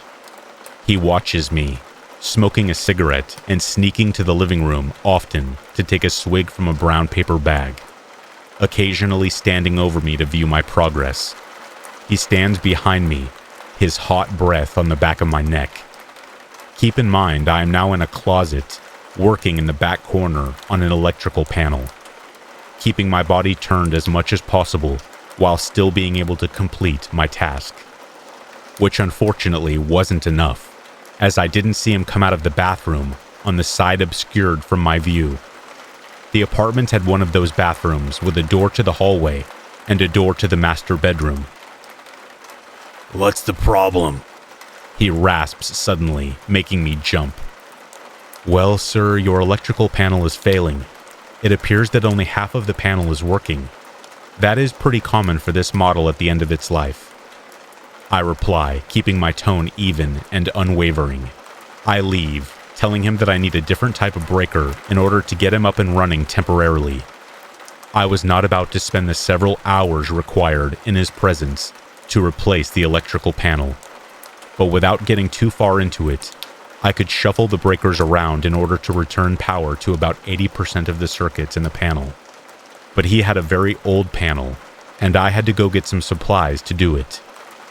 I leave and head over to the supply store, all the while texting those who received my earlier texts regarding my apprehension of going into the home. I tell them that my gut feeling was perfectly correct, and I did not feel comfortable. My office manager told me that she would understand if I was not comfortable finishing the repairs, but I told her that I wouldn't dump that on another one of my coworkers. Although they were male, I realized that I had more of an ability to protect myself than they would have, although it didn't cross my mind till later that they would have been less of a target. I would go back in and finish my job. I returned, still with my concealed weapon, taking comfort in its presence, but being extremely aware that if he came up behind me and smashed me on my head, I may not have time to react, taking solace in the idea that I would be safe, at least until I had restored electricity to the home. Why attack the electrician until the job is done, right?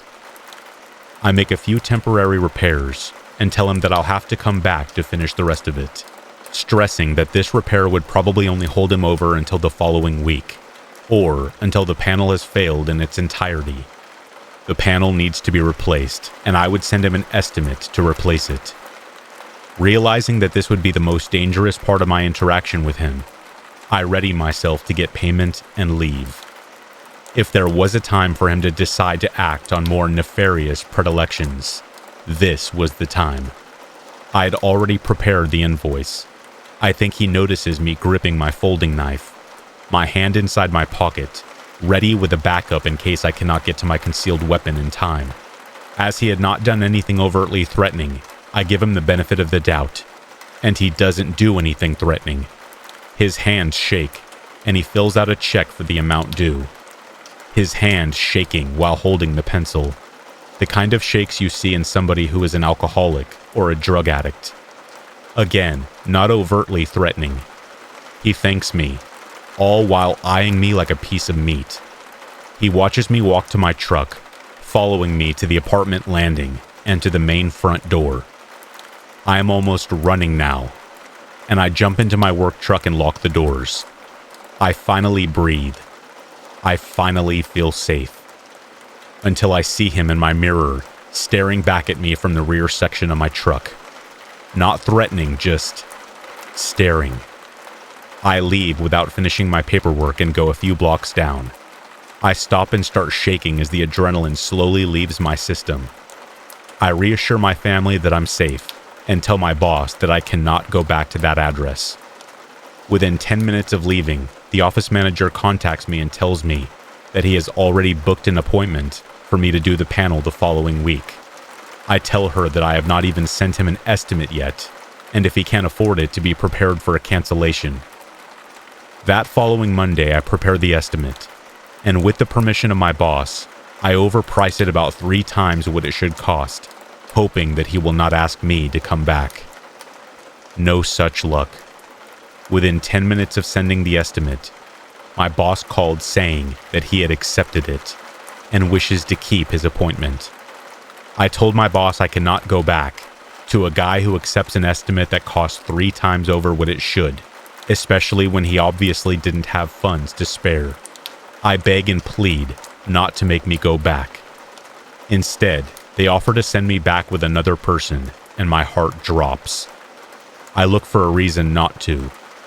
After seeing the ankle bracelet, I knew he would have some form of criminal record. I quickly Googled his name and the name of the city he lived in. It was one of the first results, and I find out exactly why he was wearing an ankle monitor. He had just gotten out of prison. John Doe served 2 years in state prison for stalking a woman, a perfect stranger, a waitress he met at a local breakfast joint. When she threatened to report him, he broke into her home. He held her hostage as she begged him to allow her to leave. When she refused, he told her he would kill her and threatened to dismember her. He threatened to make her disappear in a way that her family would never know where she went. The article didn't say how it concluded, but the woman was safely able to get away, and he was arrested. He then spent 2 years in a state penitentiary and received 5 years of monitored probation. He had only been released in the last year. It took less than a year for that apartment to get in that state. My heart leapt into my chest as I realized what this man may have truly been capable of. Here I was, a small woman, in the service industry just like that waitress. Him setting up the appointment, overpriced. It was all so wrong. With the evidence of the mannequin staring me in the face, it appears his fantasy is alive and well. It appears that the last 2 years have taught him exactly what he wanted to do. I thought back over the last week and remember 2 occasions where a beat-up old tan Buick had been following me, but not closely, not even enough to set off alarm bells. But again, I noticed these type of things. I can't be 100% sure it was him, but looking back, it probably was. It just seemed like the car would spontaneously appear and follow me between appointments, never entering the neighborhood I was going into, but would follow me onto the main streets. Keep in mind, my work van is essentially a 9-foot-tall billboard for my company. I am impossible to miss, so you do not have to be very close to see where my truck is going. I do not have a rear-view mirror, so if you're in the right spot, I cannot see a good majority of a car that's behind me. I can tell there is in fact a car behind me, but I obviously cannot see the front portion of it. The car would always be around for a few of my morning appointments, but once I would travel more than about 15 miles away from the town that John Doe lived in, it would vanish. When I'm doing estimates all day, I can easily drive about 200 miles in one workday. I can drive between job sites that are maybe 10 minutes apart, or up to about an hour and a half from each other. I crisscross the northeastern half of the state all day. It makes it extremely difficult for somebody to follow me all day long. I assume he tried to find me by name, but without telling you my name, I can tell you that I have an incredibly common name, to the point where when I was in middle school, there was another girl attending the school with the same exact name, first and last. My name is so incredibly common that unless you knew me personally, you could not find me on the internet. I keep all of my security settings on social media incredibly strict, and I never post anything that will reveal my location. I even have this setting off in my phone that saves the location to a photo. I wouldn't say that I'm paranoid per se, but I learned very young what the world is actually like. That most people do not have your best interest in mind. I can thank the US Army for teaching me, but once something goes into the internet, it can never be truly deleted. I think this is why he was never able to find me, although I am sure he tried. He called my company almost daily for weeks to try to get me to go back out to work on his electrical panel. He even offered to pay me more money if I would come back. Luckily, I had shared all the information I had found with all of the office staff. I made sure a do not service was placed on his name and address. My company stood behind me and protected me, going as far as to make sure my name and photo were not on the website, that I was never tagged in any social media, and that my schedule was randomized with me never starting and finishing at the same town or anywhere near the same location. I was never booked within 10 miles of his address. Needless to say, my company never sent any technician back to the man with mannequin legs. I ended up with nothing more than a story. A story that shows no matter how prepared you might be for a situation, you never know exactly who you're dealing with, that you should be prepared for anything and everything that can come your way. A story that stresses the importance of trusting your instincts.